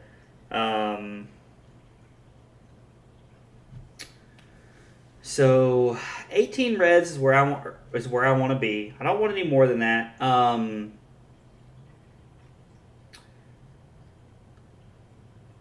You could talk me into taking Command and Conquer out and playing Scar for a Scar. I think Command and Conquer is better.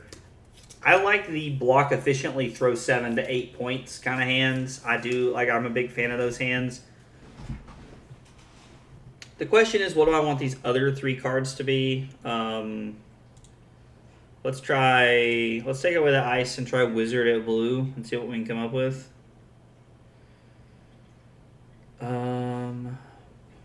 What is Ice Bind? It's a 0 for 1. I automatically don't like that. Polar Cap. Deals 2 damage to any target. If Polar Cap was fused, deals damage. Create a Frostbite token under their control. Something I had considered is playing like a sideboard, sideboard tech, where I play Iyslander of whatever, where it makes Frostbites, and playing the blue and red ones, and doing that with red Polar Cap and blue Polar Cap was something I had tossed around a little bit, like not super seriously, but just a little bit, just to try and keep things interesting. I mean, Volting Bolt is literally just Ice Bolt, except, like, it's just 2 for 3. Question is, does the deck benefit from playing another 2 for 3? Like, is that good enough to, like, let you try and win the game? Now, I don't think that you're going to win the game more often than not off of just playing cards. While Sigil of Parapets is defending, whenever you play a wizard card, this gets +2. I mean, so you're like playing like a 1 for, like, create your own 1 for 4 at blue. I mean, you could just play red Sigil of Permafrost if you were going to play that. And I don't hate red Sigil of Permafrost, honestly. Like, I've considered playing that multiple times. And I'm going to be honest, I really get hung up on... I considered playing this card earlier, obviously playing it at red. This is also a card that I would consider playing in my Iyslander of Weathervane deck, because it's a 1 for 5 that fuses. So you pitch a blue and you play Weathervane, and then you play this card. It's 5 dominate, and Weathervane gives them some frostbites. Now, this is obviously like a pipe dream. I'm trying to live a little bit here. But it is something to think about. Succumb to winter. Yeah, I mean, I don't know. Like, there's not really a card that is just like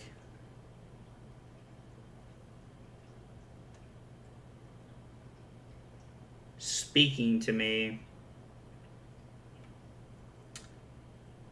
Wait, this is 70. Did I take out all the cards that I needed to take out? I know Icequake's still in there.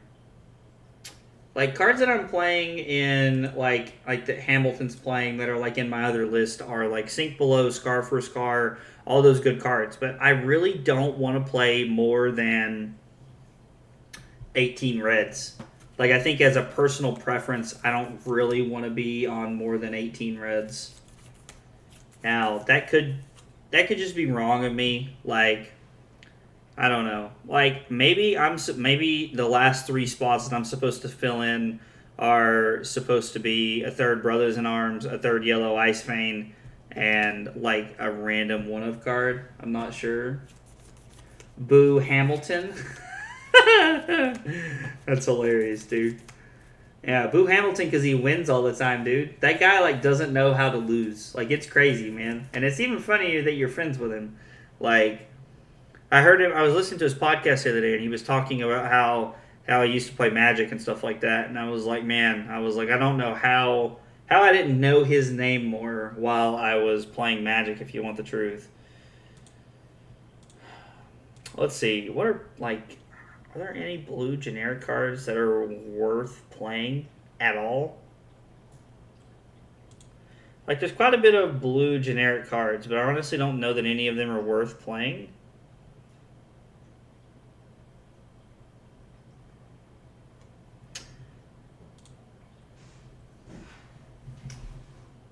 What's up, man? It's been a while. Yeah, dude, it's been a minute. I was like, I haven't seen you like streaming or anything, man. What's been going on? I was like, I haven't streamed in like a month or so. Just there's been a lot of like travel and holidays, and it's just that time of the year and stuff now. So I'm just now getting back to a normal schedule, man. But I hope you've been doing all right. Hope the world's been treating you well.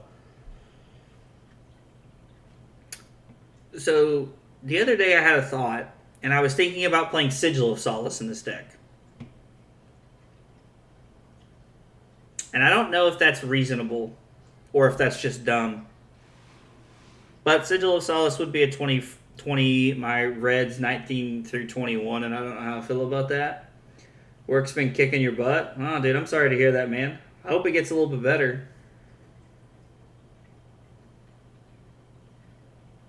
I honestly have no idea. Alright, Alright, let's consult Hamilton's list to see what cards we're not playing. We're not playing Scar. We're not playing Sink Below or Red Winter's Bite. Like, am I just supposed to be on Blue Winter's Bite here? Like, we jam 2 Blue Winter's Bites into the deck, make our opponent pay 1 or discard a card, and then we also give them a Frostbite and instant speed. Like, maybe that's just the play.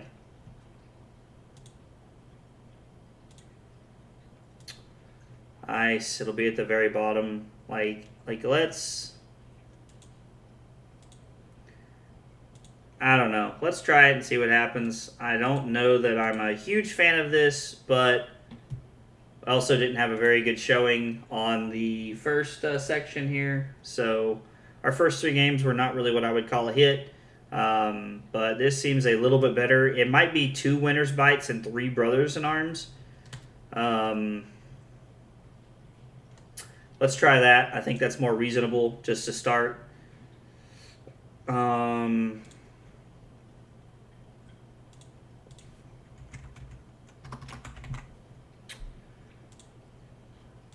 don't know. I'm generally a better fan of blocking. That's where the Raging Onslaught kind of calls to me, if you want the truth.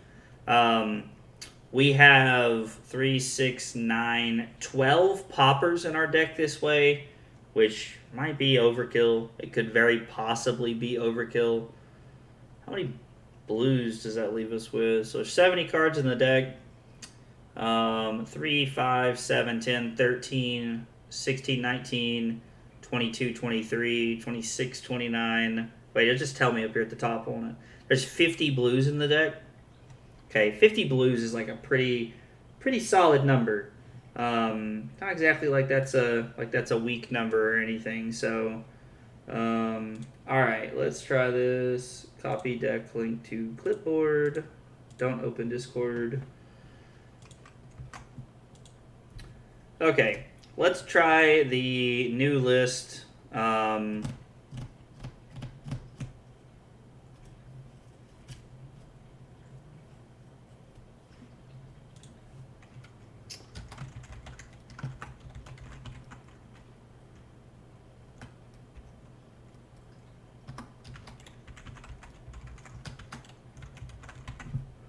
We'll update the stream because I think I named the stream like on hit Iyslander, which like is like that was the case when we started, and I was more focused on like the icy encounters and things like that, trying to make the game more interesting that way. But I honestly think that I've wanted to test Raging Onslaught for a couple weeks now, but I decided to stay away from that card because of Battle Hardened Charlotte. And I was more interested in playing the list and continuing to get the reps in with the list that I had been playing. So cutting Scar for a Scar for Raging Onslaught is by far an interesting choice. And I'm not saying it's correct by any means because Scar for Scar has a lot of value. Oh no, my foot warmer turned off. It's like one of the most like first world problems that I complain about on a regular basis is that my foot warmer turned off. Like Scar for Scar is a very good card, and if you're forced to block with 2 cards and you don't have an arsenal, Scar for a Scar will allow you to attack for 4 and still keep your arsenal. Whereas if you have Raging Onslaught and a blue in your hand, you're forced to pitch the blue to play Raging Onslaught, so you are put into a very awkward situation where you don't have an arsenal. And honestly, Iyslander's arsenal is one of her most threatening tools. So it can be very not great, so to say. But I don't know. Like I'm interested to try different things, and right now is the time to do so. There's just a lot happen. Like there's just not a lot happening. In fact, as far as like competitive card tournaments are concerned for Flesh and Blood, there's almost nothing happening until the Pro Tour. At least not in my area. There's nothing within a few hours of me. I would really consider going to a bigger tournament and a reasonable place just off the back of I want something to do between now and the Pro Tour.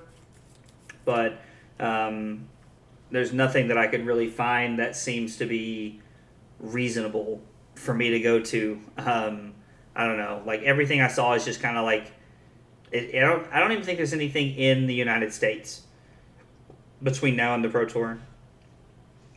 So just gonna enjoy this time to take some testing, do some things like that. Let's see here. I'm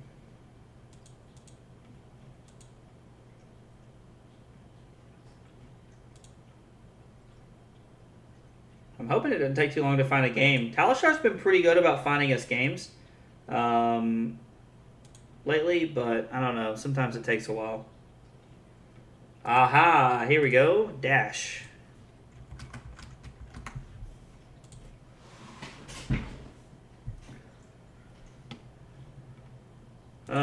So we say hi and good luck to our opponent.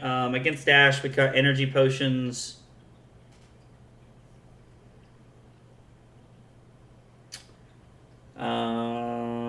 We cut energy potions. Brain freezes are not good.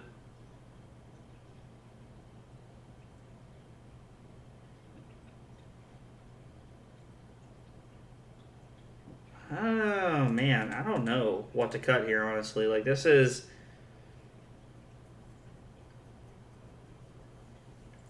like Emeritus Golding is one of our best cards, and I can't cut it. And Frostex is really good because it just allows us to have some setup here. It helps us deal damage over the course of the game. I'm gonna be honest, I'm not sure what the last 2 cards I should cut are.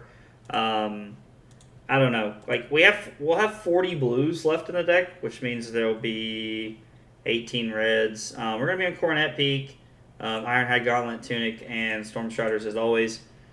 Storm Striders is a always play card because it's the best like wizard leg piece we can play. Okay. I like having Blizzard on turn 1 or on turn 0 because it really helps me shut down their turns and helps me block effectively.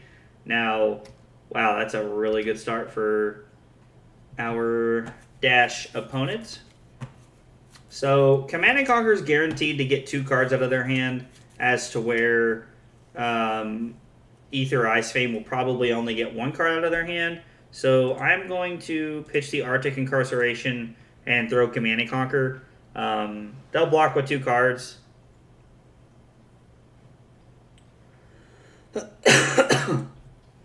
And then they'll still try to have a moderately okay turn. I'm going to Arsenal the Ether Ice Vein, here because I enjoy being able to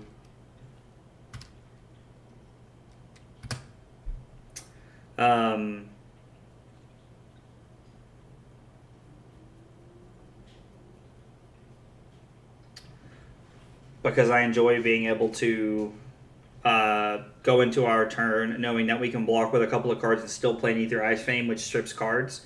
I'm going to play E-Strike, put Blizzard on the bottom for go again, and then I'm going to play Yellow Ether Ice Vein and put Ice Bolt on the bottom, or put Ice Bolt in our arsenal. I think that's what we're doing here. Blizzard is a very good take the tempo card, but our hand is allowing us to put on quite a bit of pressure as it is already, and really take some cards from their hand. The fact that our opponent blocked there is awesome because it means our heart's turned on, so we got maximum value out of our hand. That is one thing that's pretty cool about the Heart of Fandle. You really maximize points on like what you're looking for. Okay.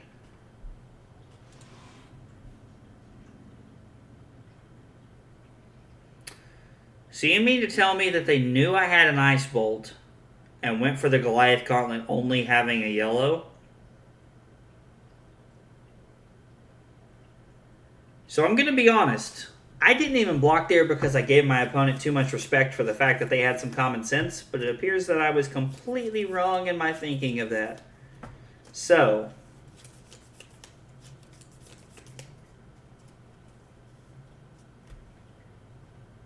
okay, that's it. I'm sorry. I'm just kind of taking a minute here because I'm pretty taken back by what our opponent just did. This is like, I don't know. This is it's very interesting to say the least.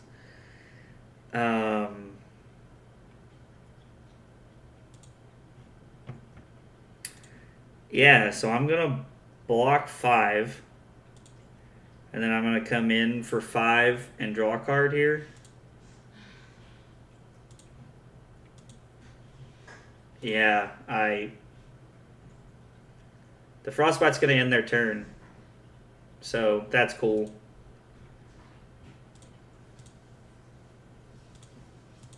Yeah, you guys have to forgive me. I'm just kind of taken back with what just happened. Like, I just never imagined there was a world where that was what was going to happen. We're setting up quite a bit of items. I will give them that. We can put the...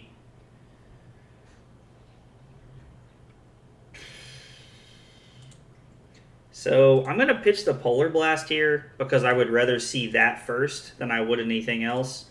And now I'm going to come in for 7 with the Wounded Bull. And I'm going to Arsenal the Red Ether Ice Vein here because I think that is my...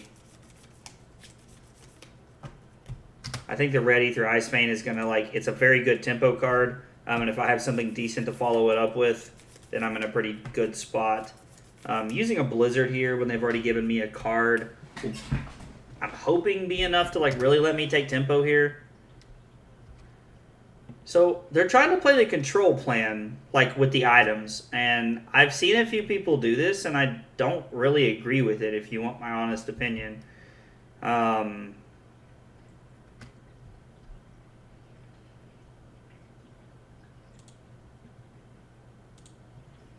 so they get a frostbite. Now I know they have 2 cards in hand, but I mean, if they have a red or something, it could be pretty awkward for what they're doing here.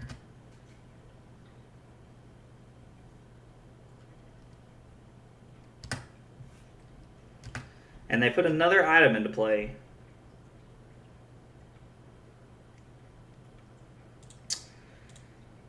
So I'm going to fuse, and then I'm going to pitch the Ether Hell to Waning Moon to come in for some extra points of damage here. And I'm going to Arsenal the Findle's Fighting Spirit because I'm able to throw points and just push some extra damage through here. Because I've already pushed through 2 points. They're going to take 2 here, which honestly I love to see. I get to Arsenal a very good attack here. Yeah, I mean, they're just going to pass. So playing the Winner's Bite is honestly pretty cool. Playing the Winner's Bite against Dash is always awesome in my opinion.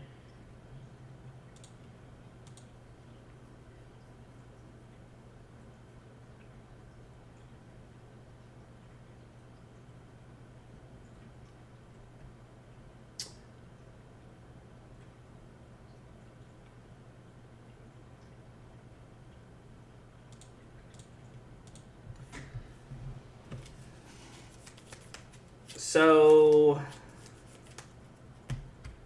they're just going to take 5 here. I'm just going to Arsenal the Emeritus Scolding and then force them to have something here.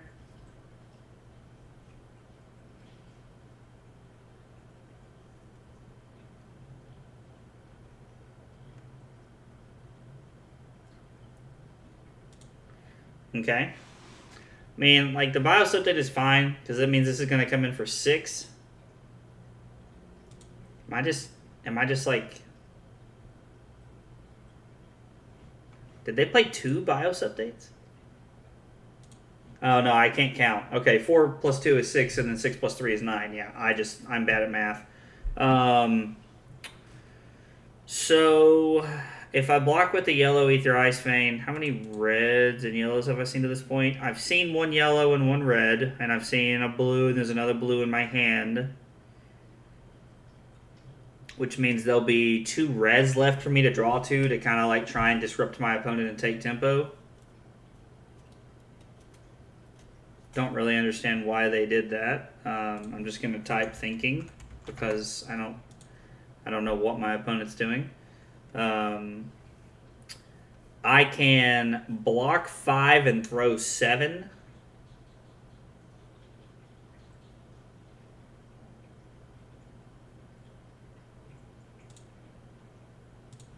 Leave the Emeritus Scolding in my arsenal. I take 4, go to 25 here.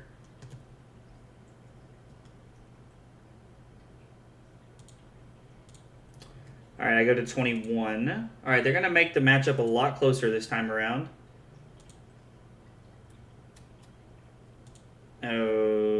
Okay. I mean, I understand their want to load up the items here. They're going to 9. That's a pretty bold move there, Belichick. So what? This is going to be for 6, which means I can... I'm going to do this now.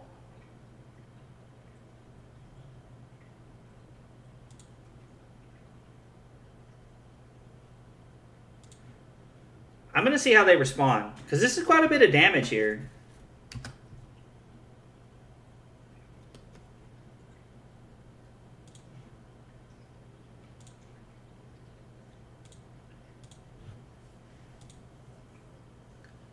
They're just going to go to 2?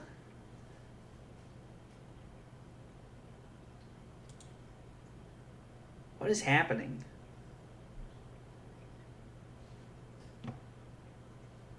So I block. I mean, I just block 6 here and just arsenal my fighting spirit, or I can just block with the fighting spirit because it doesn't matter. Yeah, I'm willing to take 3 here. Like, that's fine. And then you can swing in for 4 if you want to. No, they have one more card in their hand. I thought it was in their arsenal. I wasn't paying attention. So what? They get to come in for 12?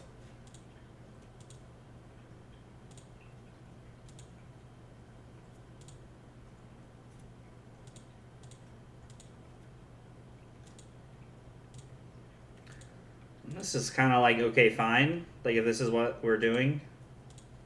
I go to 6 here. I could stay at 8 and block with this, but I don't see a point because I might just honestly be able to kill them next turn. Like, I don't know.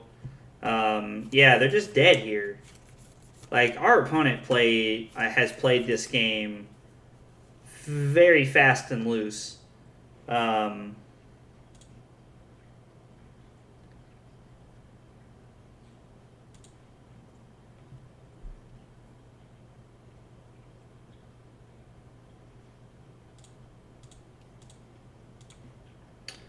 Because they can block 3 and take 2 here. And if they're playing Oasis Respite into their boosting aggro deck, dash aggro, like if they're playing that into their boosting dash aggro deck, then like good on them. Like I don't know. Like this felt like a very weird matchup.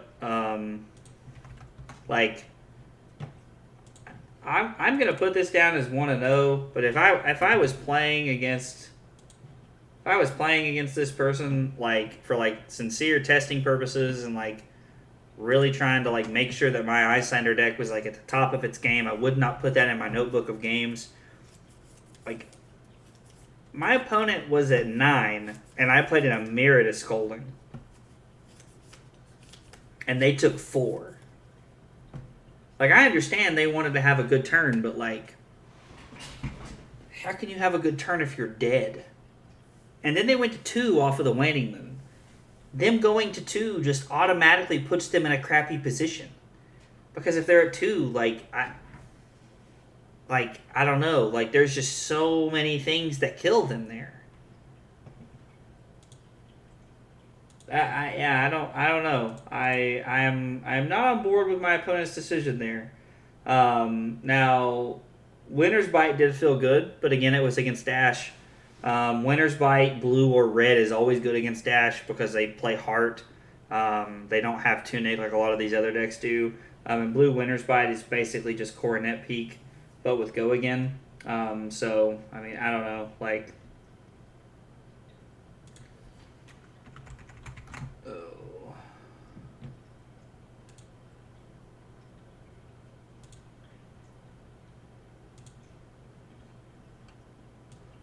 alright, hopefully we find a game pretty quickly. Going to... Oh, it's the guy from earlier. I think I'll have a much better matchup this time around than I did earlier, if you want the God's honest truth. I just don't feel like I was playing the most optimal deck for what I was...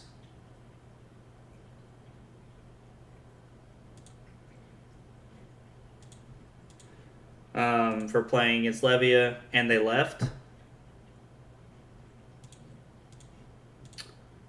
Alrighty then. Well, hopefully we find an opponent in a reasonable time fashion. Not a huge fan of waiting on games to start. Although it is something, it is funny. I feel like I oftentimes found myself complaining when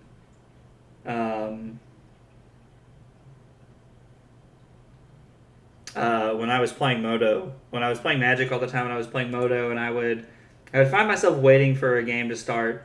It used to drive me crazy because I hated waiting in the queue for for the game to start. I don't know. Like it was just it always kind of drove me crazy a little bit.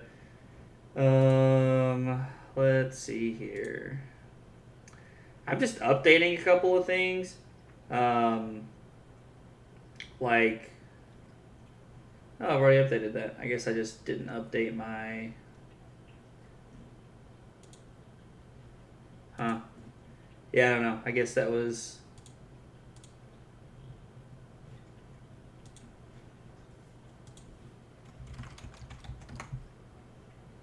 I don't know. Like, so I've only played against Bolton one time, and it honestly felt like a non-game. Kind of felt like I just like rolled him. If you want the truth. I'm just gonna try it like this and see what happens. Again, I don't know that this is the correct way to sideboard. Blizzard seems okay. Winners by like I don't think I want the Ice Eternals or the Frost Hexes here.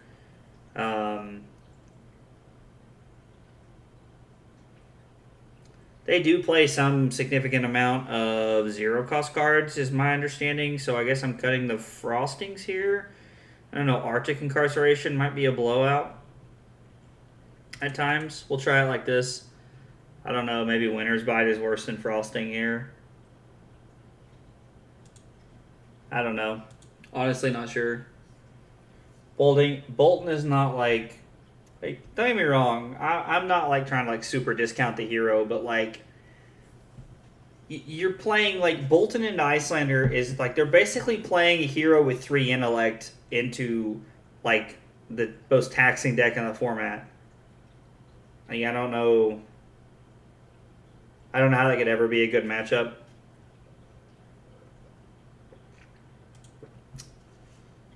I have AB1, Tunic Crown, and Snaps.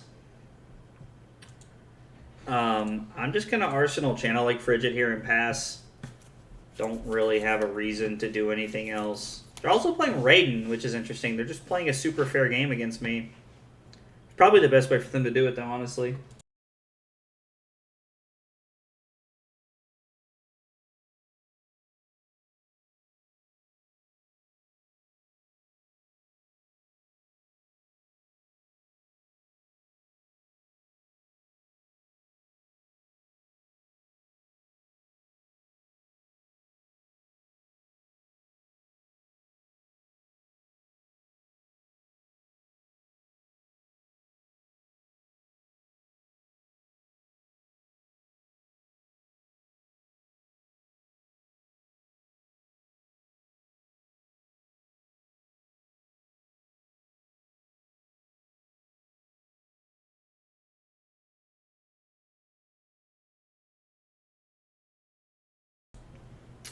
Okay.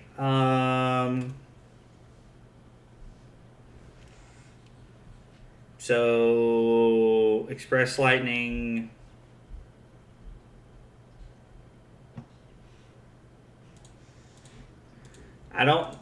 This doesn't appear to have go again or really the ability to do anything. So I don't know. I'm just gonna block 3. See what happens. Like they get to charge the hero's soul. It is definitely better to Coronet peek them and keep channel around here. So when I used to play this matchup before bans, it was really dumb, honestly, because whenever they would go for something, you could just flash in Hypothermia and just kind of end the turn. Like if they would go for like combo, and so it was really dumb because like whenever they went to do anything, you just gave it to them, like, and they just had to sit there with a smile on their face. It was honestly like really, really bad. We'll pick go again here. I mean, I'm just gonna take my 12 to 13 point turn here. You're gonna feel bad if you played Soul Shield on that. It is intriguing that they played it when to miss out on a point. So now I'm just gonna take my 13 point turn. Like, honestly, I don't get to keep Channel Lake around, which is a little disappointing. Maybe there was a line The other card I put on the bottom was an Ether Ice Vein, so no, there was not a line. There was no way for me to keep channel around, but I took a 13-point turn, and now I'm just going to throw a Meritus Scolding and Command and Conquer at them. So I'm going to pitch the Blizzard to play a Meritus Scolding, and then I'm going to Waning Moon them, and then I'm going to pitch Brain Freeze to come in with a Command and Conquer, and then I'm going to Arsenal the Red Ether Ice Vein here. I'm pitching Blizzard first because it's a card I want to see faster than I want to see Brain Freeze. So that's my thought process behind that. Blizzard is honestly, as far as disruption, like heavy disruption goes, is that a two-handed weapon? I was like, man, imagine how dumb that would be if that was a one-handed weapon against Iyslander that you could just like also have Arcane Lantern hanging out here. But alas, you can't do that. Blizzard has become up there with Channel Lake Frigid as far as shutting turns down, which I really enjoy. It's been very good in a lot of scenarios at just like ending turns. I do think this weekend when I was in Charlotte, I do think I played it a little too aggressively. Like I was definitely playing it very aggressively in Charlotte this weekend, which it was honestly just a mistake. Just wasn't a good decision.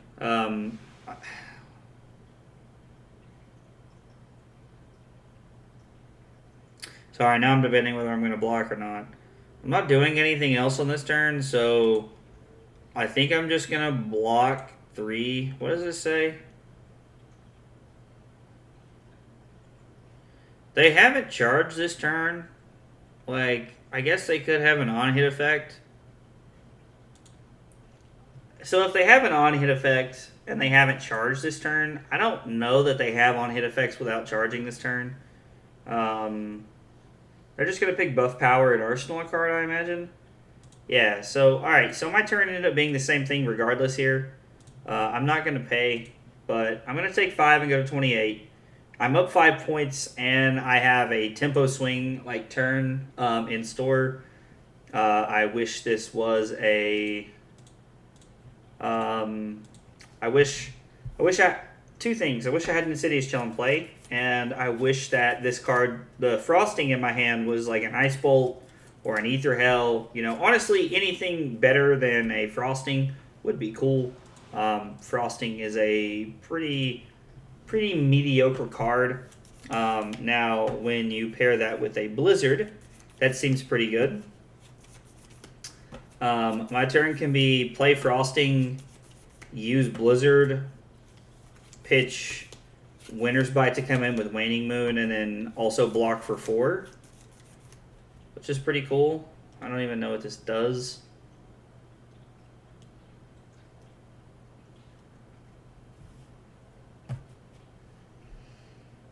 You may charge your hero's soul any number of times. So this doesn't have go again.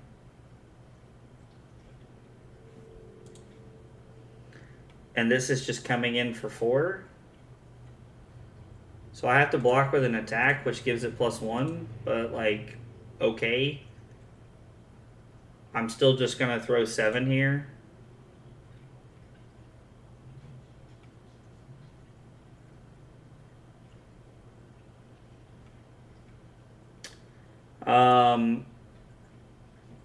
So, question I have to ask myself, I think ending my opponent's turn here with a Blizzard is pretty good, because I can just deal 1 Arcane to them on my own turn, and then, honestly, or I could just do it now.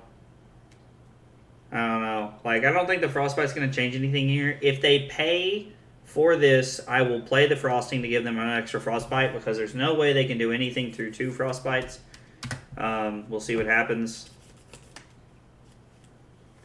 Yeah, they want to use that Tunic.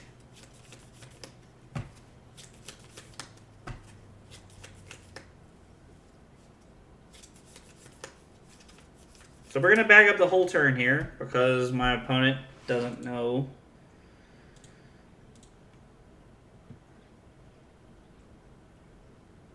All right, you got a charge there, brother. All right, there you go. All right, so my opponent charges.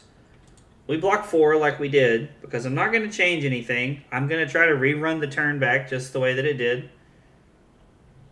See, now that's not very cash money of you because you're doing things in a different order, and that's pretty crappy in my opinion, if you want the God's honest truth. But it is what it is.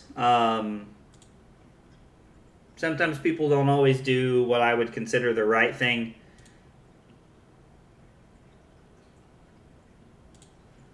So they're going to pay, and then they're going to try to come in with Raiden because they've charged this turn, so it gets +3. And still as a reaction, I'm going to play Frosting. Now they're going to prevent the 1 damage because they need to, but like, if not, they just let a point go through for no reason. But I am going to stop their turn. I am going to shut them down from doing anything else, which means their turn was take 1 life off of me. I lost 1 point to be able to arsenal a very good attack and tick up my tunic. So, especially when I'm already up 9 points. When Iyslander's up 9 points, like, you've done something wrong, bruh. Like, that's bad. That's very, very bad. So I can block with the Ether Ice Vein here. I can play the Blizzard, use the Insidious Chill to Coronet Peak on their turn and Arsenal, or I'm sorry, use the Insidious Chill to attack with the Fighting Spirit and then Arsenal the Ice Bolt. So I'm going to let Snapdragons resolve, and then I'm going to use Blizzard, which is a huge disruption to their turn. Back-to-back Blizzard turns is insane. Honestly, like, that just feels really good.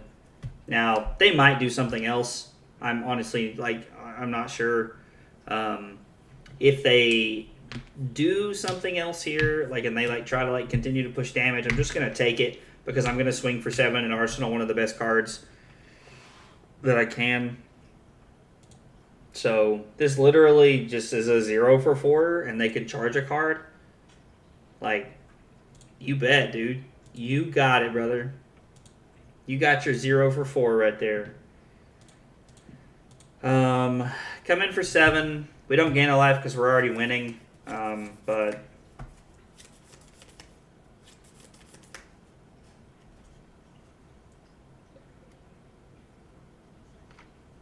I know what Take Flight does. Illuminate.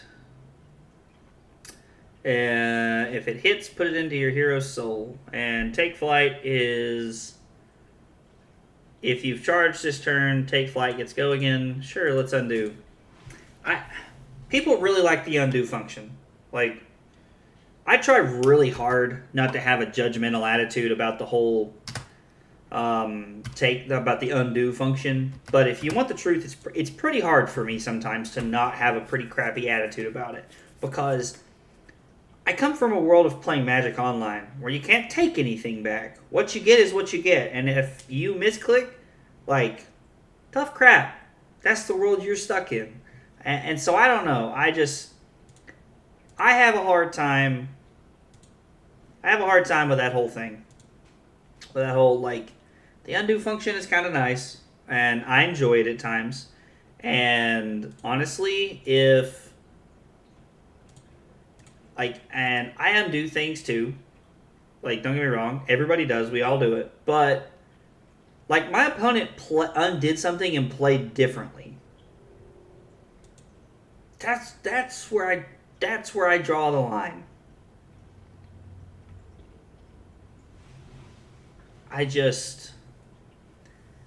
That's where it is for me. My opponent has not charged, so they're not coming in with a Raiden. I'm going to be honest, I'm going to block with the Command and Conquer because I don't think they're going to Arsenal here. I think they're going to charge.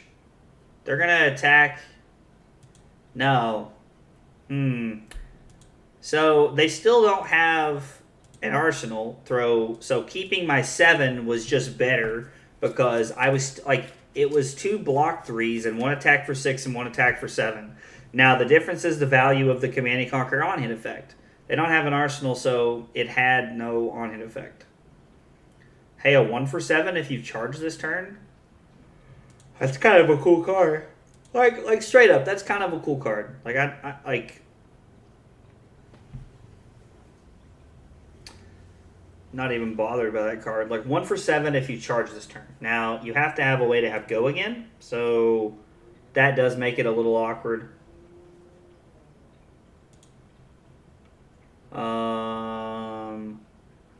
So this is going to be for 4 with no on-hit effects. So I can block 2, go to 11, play Winter's Bite, activate Coronet Peak. Oh, it has go again, which means they're going to Raiden me, which means I just gave up. Why does this have...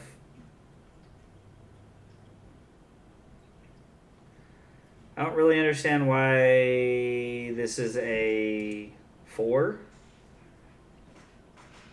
If you want the truth.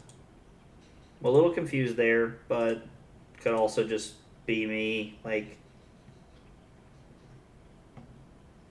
so the fact that they pitched a red is awesome, because now I get to do this, and I get to get rid of another card. A lot of times you can honestly get people with some stuff like that when they could have pitched a blue, but they pitch a red, and you can just kind of get them. Now that is why blue Winter's Bite is definitely better from Arsenal, because you're taxing them and you're giving them a Frostbite. It's kind of a 2-for-1 there. But if you play it during your if you play it on your own turn, taxing your opponent, it is hard to get a lot of value out of, because of the just because of, like, it's so easy to pitch a yellow or pitch a blue, because you can see that the Coronet Peak is coming. Like, I could play Winter's Bite and then play an attack. Like, you don't know that. You don't know what's coming. Obviously, nobody knows, but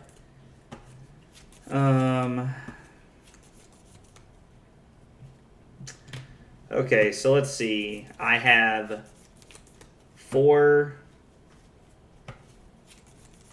So I have to pitch this card to come in for 4. I pitch this, which means I have 2 floating. I pitch this,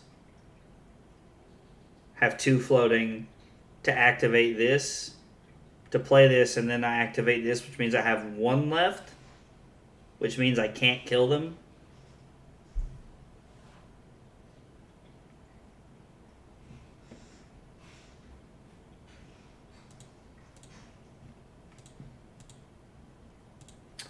So I forced him to make a decision here.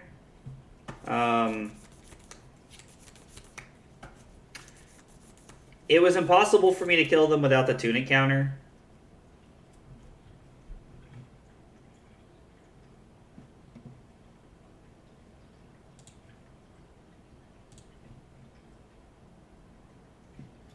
I mean, this does have go again, but it doesn't matter. They don't have anything they can do. I'm going to Waning Moon them. I'm going to Arsenal the blue Ether Ice Vein, because it is more damage, and I can just try to push through as much as possible here.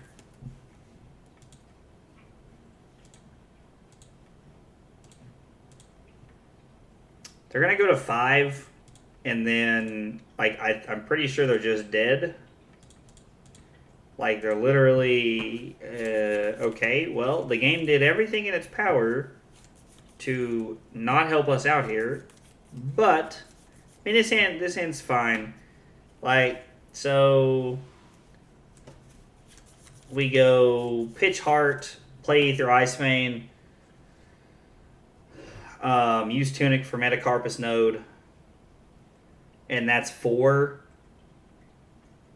They prevent 1, take 3, go to 2, and then when I Waning Moon them, they prevent 3, or they prevent 1, take 2. Weapons you control get +1, and if it hits, reveal the top card of your deck.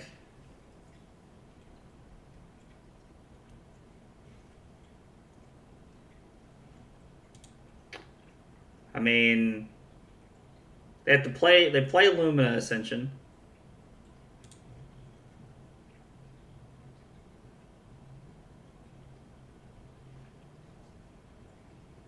Okay, so they decided to take that back because they haven't charged or really done anything this turn. So, I mean, my hand's also not just not bad because I can block 6 with my hand and then just throw 7 and then still have the exact same thing I already have. Like, and then I'm just looking at the same thing except the odds of me having more blues is better.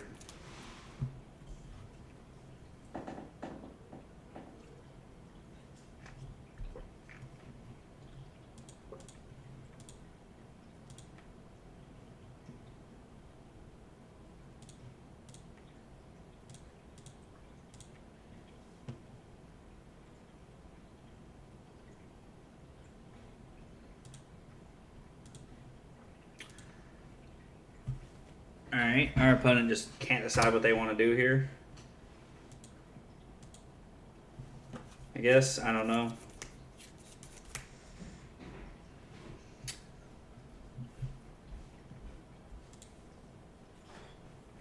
Why does this have 1 power?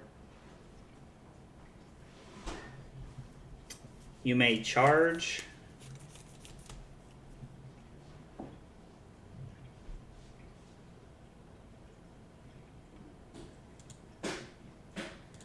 I'm gonna block here. Like, I mean, I guess it's now just indefinitely safe to go for it because they just physically can't stop it at this point. Like, now they don't have Tunic, they can't. We're gonna turn this on. We're gonna activate Tunic. We're going to target them. Yes, I will pay into this. I won't gain any life off the heart. This will be for 4. You can't prevent anything. You go to 1, and then I'm going to kill you with the Waning Moon.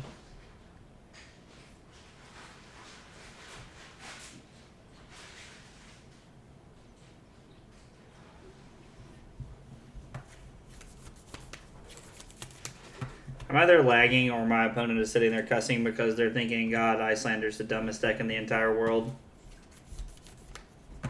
I'm partially inclined to agree with them. Iyslander is a very, like, triggering deck for a lot of people.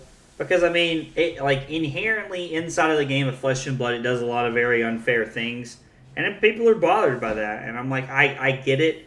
And so my opponent disconnects instead of just quitting. Like, if that was not an accident, you're a tool, opponent. And I say that from the bottom of my heart.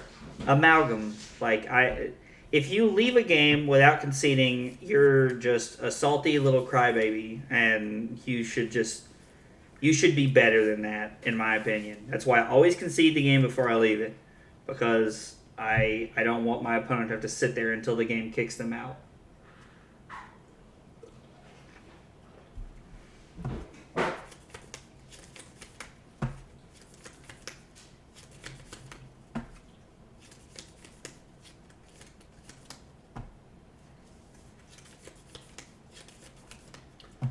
Well, alright.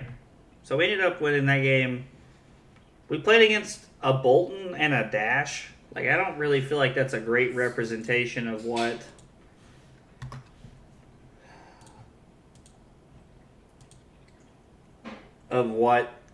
this deck can look like and what it can do. The second list obviously felt a lot better. Not running Sync Belows is a very dicey proposition. And honestly, I don't know if that's correct. It's probably not. I'm hurting my Guardian matchup quite a bit. And I'm also hurting my Fi matchup. It's less cards to block with. But I don't know. Like, the other thing to do is to cut a blue somewhere and throw in Sync Belows.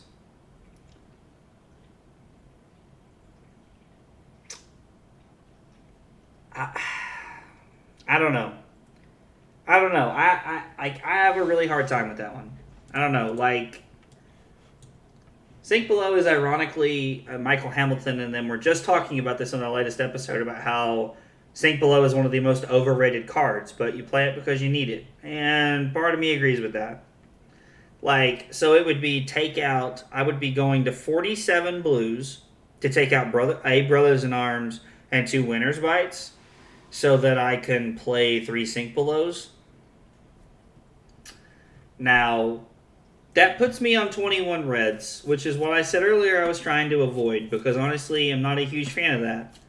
That's not really where I want to be, and it's not really, like, I feel like 18 is a very solid number of reds to be playing, but I don't know, like, it's tough for me, if you want, like, it's tough for me to cut any more than that. Sink Below is a very good card into the Guardian matchup, but I don't know, like, it's something I'll toss around and think about. I don't know, like, we'll see what happens. It could definitely make its way back on the list, just because it is honestly almost necessary against Fi and against Bravo. It's tough to win without those cards against those matchups. So, anyway.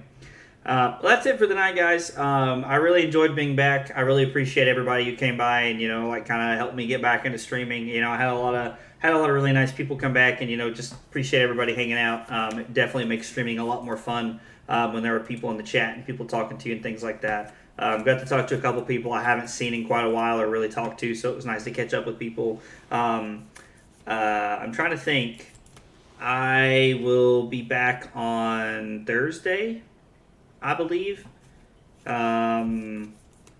Tuesday and Wednesday, me and Carly are hanging out, and then I'll be back on Thursday, I believe, and then I'll probably try to be back one day this weekend. So try to get some more games in. But thanks for hanging out, and I will see you guys next time. Take it easy.